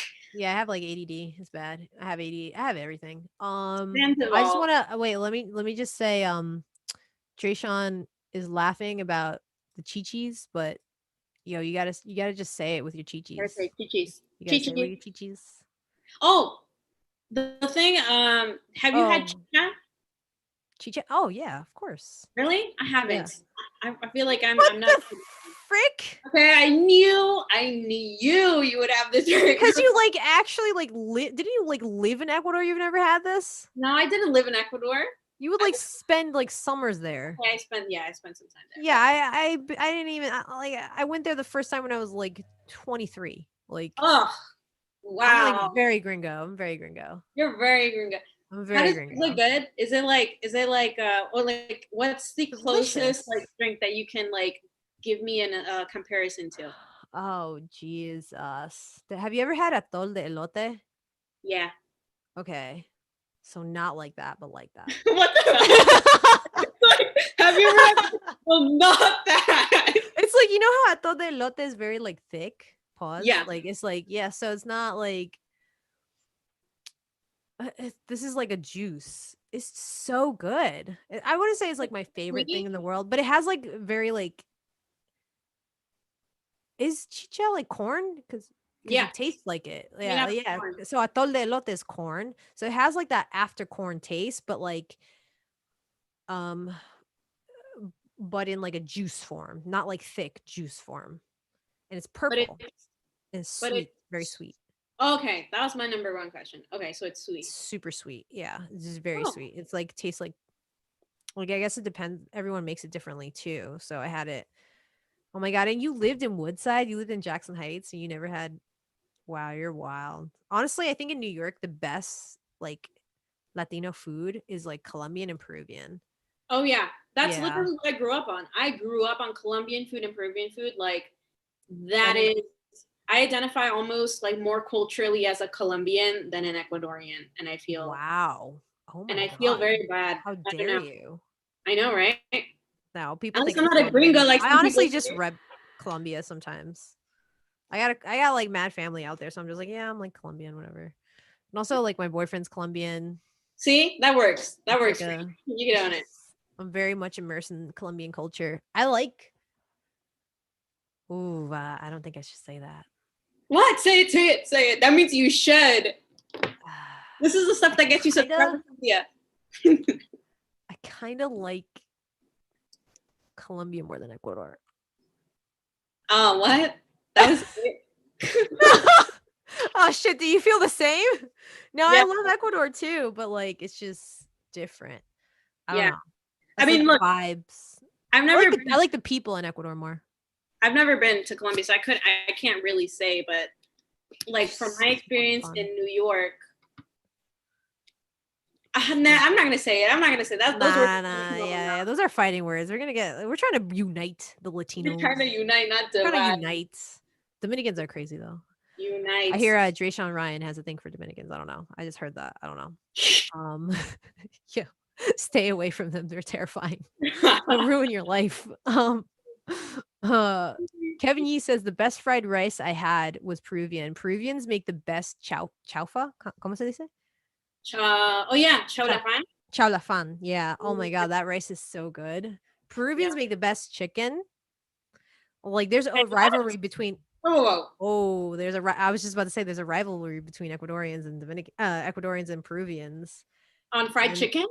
on chicken, Oh, rotisserie style chicken. You've never okay. I had thought you meant Peruvian like style fried rotisserie. chicken. Oh, I no, no, was no, gonna no. be like, excuse me? Okay. Whoa, no, no, no, no. Not a snowball's Okay. chance in So hell. pollo a la brasa. Okay, yeah, that, yeah. Yeah, polla la brasa. Yeah, I think they compete a lot like with Colombian chicken. Cause like in Jackson Heights, there's like a Colombian restaurant, an Ecuadorian restaurant. Oh no. The Ecuadorian restaurants on Jackson Heights are trash. They're all like, oh god. Um, the Peruvian restaurants are really good. Mm-hmm. Like, what's like the best one again? Pio Pio. Pio Pio. When I was growing up in Woodside, there was this Colombian place. It's called La Pollera Colorada. Oh my god, Yeah, that that's place, really good. thebomb.com. It's so Just good. oh man, like I'm salivating. Like here, like this is what I was talking about. I'm talking Oh, to other people, Latinx people outside of the big cities. yeah. What you can tell a lot about your city by looking at just the Colombian to Ecuadorian to Peruvian restaurant ratio. That is a big sign of like how cool your city is, You in have my that down opinion. to like a formula, Jesus. Like you really do, because there's a given. There's not going to be any Ecuadorian restaurants. That's already a given. You can't even dream. Like no, no way, no I mean, there's Ecuadorian. barely any good ones in New York, and this Right. is like we have a lot of Ecuadorians here. And then you gotta like, okay, so then you gotta like look at your neighbors. You gotta look at the Colombian restaurants, the Peruvian restaurants. Does your city have them? Probably yes.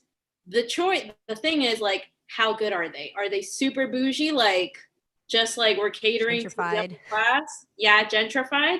Or do you have like the good, like authenticity and a level of affordability? If you have that kind of class of restaurants in your city, that means you are, my friend, in a great city.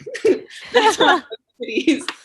You know, I can't I can't argue with these facts, these actual factuals. I think for me, I need like a good like any place that I move to, like I need good diversity of restaurants cuz I love Indian food. And Mm-hmm. I'm starting to get into Korean food. Like I love well, ramen isn't necessary. Like there's can be Japanese and there's like versions that are Korean, but I love Yeah. like bibimbap. That's just so Oh good. my gosh. Yes. So San good. Like I love Francisco. Dude, I was yeah, looking yeah, at yeah, San yeah, Francisco yeah, earlier. exactly. I Literally. love Asian food. Kevin Literally. Yee. Oh, Kevin Yee's Chinese. Community Chinese. But Mm. here's the thing, in San Francisco, the Asian American community, oh my gosh, I lived in a straight up immigrant Asian neighborhood. You're so lucky with Like, all the and food. I It's chose it so on good. purpose though, because there wasn't, I like, most of it is gentrified. Most of it is like, okay, It has to be. overpriced. Yeah. But I was like, okay, this neighborhood looks immigrant AF. Yeah. And there's a bunch of signs every day on my walk to work and walking back. Signs in Korean, signs in like I don't know Vietnamese. I have no idea what the signs say. That's how I know I like this neighborhood. Yeah. No, it's really good. Apparently, okay, so ramen is Japanese then, right? Ramen. I know that Koreans have a version of ramen. That's what I. Kevin Yee called me out. He roasted me just now. He said, "Yo, well, he said, wow, you just called ramen Korean. I'm canceled now. I'm canceled Okay. by the Asian community. By Well, the 10 people that are currently watching, they've canceled me. But I didn't yeah. know ramen. Okay, so ramen's Japanese, but there's like aren't isn't there I mean, like Korean variations? I have no like. Here's the thing. I don't have the authority to say anything like that. I would never spit out anything like that because I don't know. I like to me ramen is so mainstream, but like I've had the privilege of having like less known Asian foods, like what is it, pho, or the just Oh like yeah. The really I don't know Vietnamese soup stuff that's like thing. Yeah. yeah stuff that's like not mainstream, and I don't know. I think that's like super cool about living in a diverse city. Yeah, yeah, yeah. Same. Like being in New York, like I mean like it's nitty-gritty, but the best part is like all the culture. Yeah, Just like all the different foods that you can eat in general. Like and how a late restaurant. yeah, yeah. The taco truck on Roosevelt and like I think por la ochenta, Uh-huh. that taco truck is fire. Or like 90th, I think. I don't know. There's like a taco truck that my boyfriend put me onto, and I was like, bruh, it's so good. It's the best Yeah, drunk food. So far, New York and wait, Kevin, you said that's the Korean fried ramen pack, red shin ramyun. Put me on. Put me on, Kevin Yee. Lucero Vargas. So far, New York and GA has been the best variety of food that I've visited at. Georgia. Ooh, Georgia. Wow. We gotta visit Georgia. I've never been. Are there a lot of Latinos there? Fuck. I'm Must be guessing known. I'm guessing there would be because it's like Atlanta and Have you diversity. always been like the have you okay. question. You work at a big company. You work at Glassdoor. For everyone that's just tuning in now, she works at Glassdoor. She's a big deal. I'm sorry. She's a really big deal, guys. I'm a Okay. big deal, guys. Guys, she's a big deal. I don't know why I'm turning here to this monitor. I know you just keep turning, and I I'm know. like, She's I a love really it. big deal, guys. Okay, she works at Glassdoor. Like that's actually like a really cool. It's a great experience to work at a big company like that, and they seem to have really great company culture too. But Yeah. are you the only Latina there, or like in your thing? Like, how's that? What's that So looking like? no, but in my experience, I'm not going to feel like I need to All answer right, this question be very like carefully. as politically correct as you can, but then also be real How because you're, there's you're that's like two different ends of the spectrum here. Okay. I'm okay, not. okay, okay. Be like, you know how when you want to explain sex to kids, like Yeah. that, like that. Do that. No. Oh my god. I'm like, why am I thinking about explaining sex right now? You just like put me on. Okay. So look, I'm not the only Latina in my department. I'm not the only Latina. Oh, is there like However, beef between different Latinos? wait, no, no. I love all my Latino family and Okay. people at Glassdoor. Like they are super supportive and like really some of the awesomest people I've ever met. Like, but to me, I think, and I think this is something that other Latinos at Glassdoor have raised, which is the idea that I am a Latina of color versus white passing Latinas, Right, right, right. which is different, right? You just have by default different experiences, right? Mm-hmm. So in that way, I do see myself a little bit different.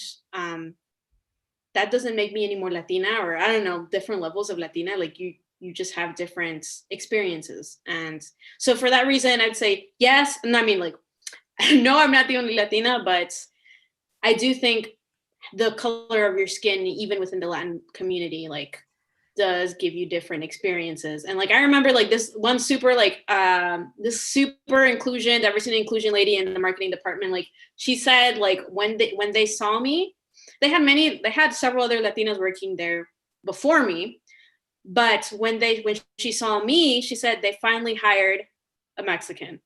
And I'm like I'm not Mexican. Oh shit. but Yo. but that's the way it is, you just Dude, what the hell?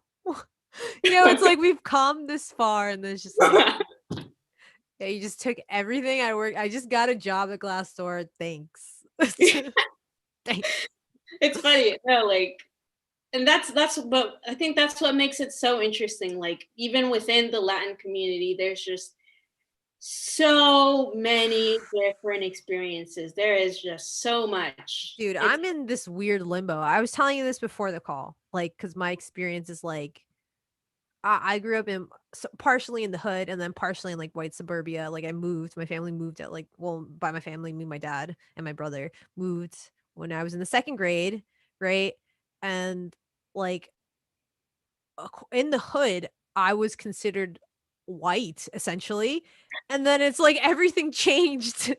And then in my family, like, it's weird, like, I don't know what it is with Ecuadorians, they, like, compare skin colors a lot, or, like, Colombians, like, really 'cause we have in Colombia, someone told me this, like, there's a caste system, like, people still say it in Ecuador, mestizo and, when mhm. you're mestizo, when you're Indian and white mix versus well, Spaniard mix versus, like, um oh, no, Criollo. Mhm.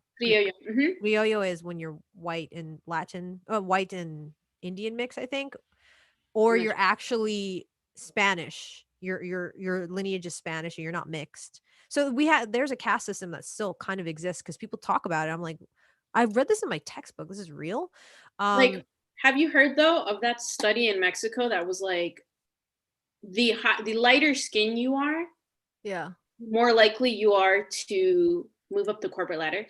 That's true because when I went to Colombia, one of my boyfriend's sister, she was I remember I was watching this vividly in the news and they were like talking about racial inequality, like their racial inequality against black people, like because they're I could call them black people, they're not they're not American, like they're black, literally like African Afro roots, Colombians. Afro, yeah, yeah, yeah, sure, Afro Colombians, yeah, and they live in like Choco, and they were just like, "Yeah, we can't get jobs. We're trying to get jobs at Bogota, but we can't get jobs literally because we're black." Like, it's literally been told in our face. Like, I'm just like, "Man, that's discrimination. That's just That is disgusting to like me." straight up.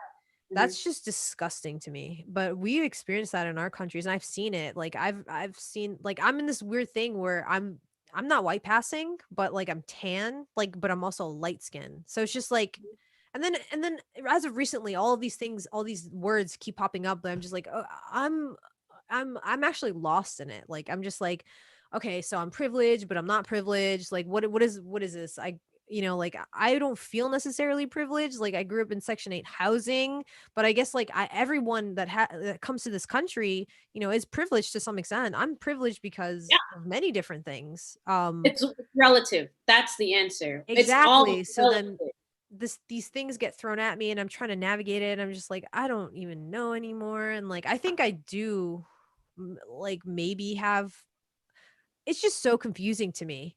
And I think that I wonder, like, what if I was darker? I wonder, like, what if my hair was like my kinky like my mom's? What would that Mm. do in the work environment? Like, I wonder about these things, and like, I think, like, you know, did I get a pass or something? And that's the shit that, like, bogs you down. And I try not to think about it. Instead, I try to, like, really talk for other people of color, and just, like, make sure that, I'm providing opportunities with the work that I do as well. Like, I work with most of the people I work with are of color, like coaching clients, like, because I want to see them win more than anything. I want to empower them with something that doesn't discriminate you by the color of your skin. One of my good friends is black, like Dre. Like, literally came from nothing, and look what he's made of himself. So I just work to continue that as much as possible. And, like, I think of, like, my dad too. Like, my dad is very Indian in the face. I don't know how else to explain that. He just, That's the saying. Have you heard of the saying "cara de nopal"? yeah, yeah, yeah, yeah. They say that, and I'm just like, why? Like, there's even racism against indigenous people. I'm just like, my family does that. I'm like, what do you consider yourselves? Like, I Yeah, did a 23andMe, and it's like freaking 50% indigenous. What the hell, you guys? Like, what are you saying? I And don't know. it's just so weird. Someone asked us, Francisco Escobar, if so, what relation do you have with your indigenous roots? I embrace it all the way. My family's embraced it too, so I think I'm lucky to, because I've heard a lot of like Latin American families where I think they really embrace like the 1% of Spanish that they have in their lineage, and like they try to ignore like the 90% or whatever, like the 50% indigenous in their blood, and Yeah. like for like my family, we're super dark. There's no going about it. Like we're super indigenous. Like my last name doesn't Yeah, sound Chalco. stereotypically like Latino because it's indigenous, and it's actually shortened from well, according to my research, I don't know, who knows, like these websites might be lying to me, but like according to like my research, my last name is indigenous, and it used to be actually, right now it's Chalco, but it used to be like Chalco Chima or something like that, where it was like Mm. a super long kind of Inca kind of name, Quichua, yeah, Quichua name. and they shortened it to make it more Castellano. Mhm. But like in my family, we like own it. We own being indigenous. Like I have, like we like even my family has proactively learned Quechua, like taking Quechua classes, taking like learning the indigenous language again, and listening to the music, and just keeping that part of our culture alive, because we know. And here's another thing, like I know a lot of people when we come to this country, a lot of people say like, keep your Spanish, don't forget your Spanish, like don't forget your Spanish. You're not a Yeah, Latina if you don't know Spanish. Like people yeah, say that a lot. And I yeah. always say like that's the language of our pre-oppressors before Yeah. like That's what the language of the colonizers, yeah. that's the language of the colonizers. Like what Yeah. language am I defending? Another European language? The language I would rather learn or rather retain is the language of like my indigena side, right? Which is Quechua. So I'm like personally like my family embraces it, and like I always try to make an effort to like keep it alive. I think for me, I feel like I'm the only one that really does that. I would say that, and maybe my uncle, but I don't think anyone has, like, I haven't been dedicated to it as much as I would like, but I've taken online Quechua classes. But and also like one of my uncles speaks it, but like Mm, he only speaks it to because he has a deli, and so in order to like do vendas and to yeah, so he has to talk to the indigenous yes. women, yeah, and so like he has to speak to them in Quechua, to it's just easier. So like that for me, I think it could be of more. It should be a more priority. It's kind of tough navigating a business and everything else. But I try, like, whenever I talk about it with my family, like, I try to like I'll say like alituta, like I'll try to say like good morning, good afternoon. Like I'll try and say little things to like keep it up, sort of. Mhm. Or just like there's a lot of words that we say too are Quechua, like Ecuadorians. Oh yeah, by default, a lot of Yeah. words in the conversation are already Quechua. That's like really cool, you know. Like But I people don't didn't take the think that time they to were like Quechua. listen and like to really like I You know don't what we should know. do? We should start like a Quechua group or something. Like we're It's gonna I'm be you and me, that's it, bro. Like who else? no, I will find you other Ecuadorians because I know there are Right. Ecuadorians that are really trying to like stay. I'm really trying, and it's hard. I feel like I'm the only like one that realizes that we're not just like Spanish. Like look look at your face, bro. Like Your face, what? bro. Like, Like what? I don't know, but Like I don't but I definitely do try. And you know what? Also with the Spanish too. Like I understand that I understand this. The whole thing is to understand the layers, right? yeah. You don't understand the layers, you're ignorant.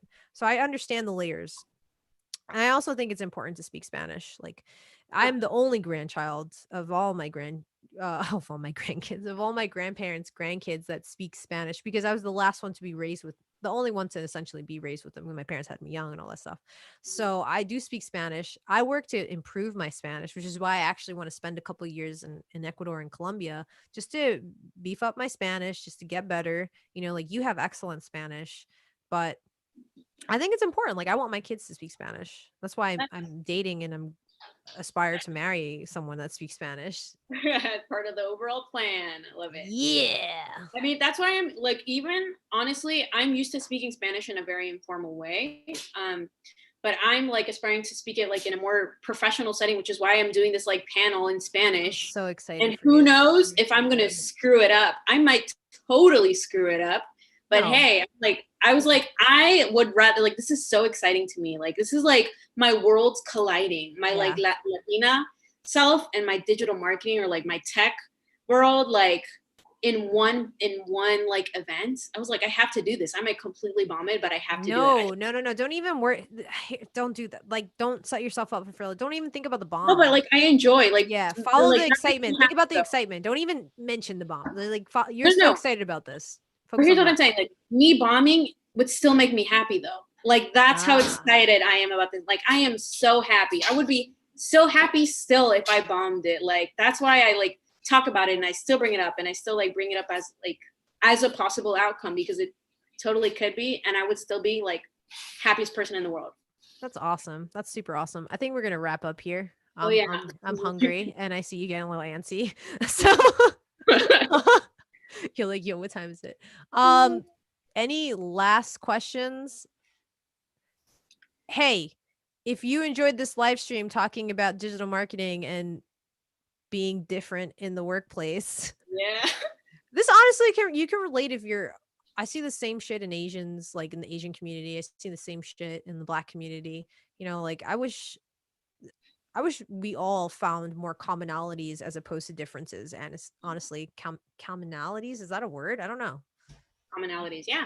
Yeah. Commonalities. Yeah, yeah, yeah. Like I wish we all kind of worked to find more commonalities as opposed to differences. But in this case, I think it's a beautiful moment to like embrace our differences and to embrace the fact that, like there's people like Karen, there's people like me, like literally paving the way for other people that look like us. I've never met, like when I met you, I was like, I never met someone that looked the way you did in a position that you did. And that was inspiring to me because I was like, oh, like that's awesome. Same thing, like I'm sure people have told me that, Oh yeah. like Same. Yeah. so Like I'm just like, what are you say? My bad. don't I cut me keep off. doing that. No, I totally agree. Like that's the stuff that keeps you going, you know? Even even if like, okay, this certain outcome didn't come out the way you wanted it to at work, or this test didn't work or whatever, like knowing that with the grand scheme of things, like somebody can walk up to you and tell you like, I'm inspired because like somebody like you is where you're at right now. Like that's the best thing. Like you could like, I could sleep at night. Like I don't know. I just feel free. Like, and I feel like very few corporate people can say that, or like Yeah. can honestly say that.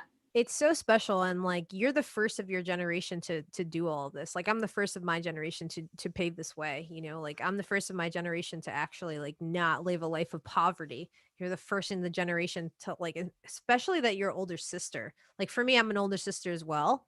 And Mhm. like that for me has shaped my identity a lot because I feel like I'm my brother's keeper. And I'm sure you feel that way with your 17 siblings, but So, like that's just something that like that mentality and the way that you are, like I was telling this to Drayshawn the other day, like and I told you this, I'm gonna repeat it. Like there's something about you, like you're just you just gotta keep you have to if I could give you any advice, even though no one likes unsolicited advice, like never be like the same thing you told yourself, like never be comfortable. Don't stay comfortable. Always keep pushing yourself. Like when you told me you were giving that talk, I was like, I'm gonna make sure that you're gonna kill it. Like here's what I learned. Like just make sure that you have you communicate your points in a way that's engaging and fun, which you are. Like just be you to the max. Like you're headed places I don't even think you realize. yeah, and I think we all are. Are you serious? I feel Ah, we I feel sure. like Everyone? let's take a snapshot of us in like 5 years from now or something. Like I can't even begin to like wrap my head around what that's going to look like. But all I know is like we're going in the right direction. Like that's my only thing. Like are you going in the right direction? Like that's what I like. That's how I self audit myself. Like even with this thing of like you think I'm gonna do great or something. Like I don't know if I would actually rather. I think I would maybe actually rather do really bad, because I don't know if you've heard this like or Hmm. anecdote of like these like World War II pilots or something, where it was like they were flying these like what is it, like airplanes or whatever, to like bomb, I don't know what the heck, Japan, I'm sorry, this is like we're talking about like people dying, but like the people like the people that survived, the pilots that survived this war, were the ones that like really really screwed up at flying in the beginning. Like they're the ones that were failing the trainings, they're the ones that were like failing the like the I don't know, the academy, like the courses to learn how to fly a freaking plane, the warplane. And it was the ones that were overconfident and over like creídos, as we say in Spanish, because they were too successful in the beginning, the ones that actually ended up having the most casualties in the war. So that's like a lesson for me. It's like I feel like I should be failing more. Like I want to be failing on my face to be able to say like I came back from this. Yep. And I think yeah. that right there is a winning mindset. And just one last point, like that right there is why you'll amount to great things. Like you have to also take into account the way you think is not what the way everyone else thinks. Yeah, Like I have yeah, it's not. It's you think in a very unique way, especially considering your background. Like not necessarily considering your background. Your background is actually what made you like so sharp and just like have to think the way you think. But there's a thing that I also carry myself that I learned from David Ogilvy, who's like the father of advertising, if you will. And there's a concept called divine discontent. And with divine discontent, it's essentially if you want to produce work, good work, you will always find something to be dissatisfied about. And it's a divine thing. Like you're led by something like other than yourself. Like yeah, because you care so much about the end user and because you care so much about impact, it can always be better. So I believe in like divine discontent. Like interesting. yeah, so like that same premise, like you're not overconfident. I can be confident, but I know that I can always do better. Yeah. So I think that's a more healthy way to go about it. Maybe, I don't know, just offering you another perspective. Interesting. Um, but you definitely have that grit. And I think that like you're gonna kill it in your future talk. And like I said, like do not hesitate to reach out for any advice or if you even want me to look over your deck, like be happy to do that. I told you to record yourself, like record yourself. for sure. Okay. For I, sure, like on Loom Video, like to time how long you take for certain things. oh It yeah. becomes easier and easier as you go. But yeah, someone said, "Why don't you have a YouTube channel?" Say what? Are you subscribed to me? Like are you subscribed to me? Like for real? Did you like this video? But yeah, do you want to do you have a YouTube channel? Oh, are they asking you or are they asking me? No, they're saying, okay, so say what question mark says, why doesn't Karen have her own YouTube channel? I'd sub. Um, And then my retort was like, are you even sub to me? yeah. So I'm Well, very first of vain. all, okay, the preliminary step is subbing to Cynthia. You I'm gotta very like vain, guys. wait, you gotta say what are YouTubers saying now? You gotta turn the notification icon on. You gotta promote yourself. I gotta do that. The notification bell.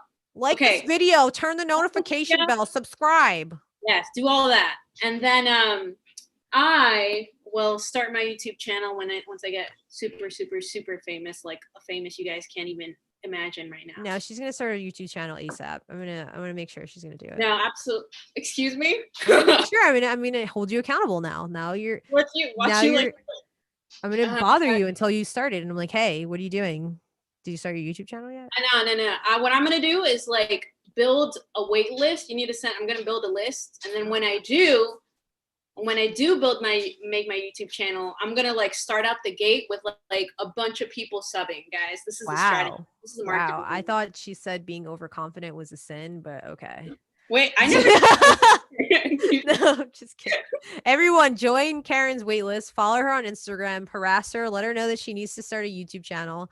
By everyone, I mean all 6, 7 people watching. Love it. And Love like this video if you enjoyed this talk.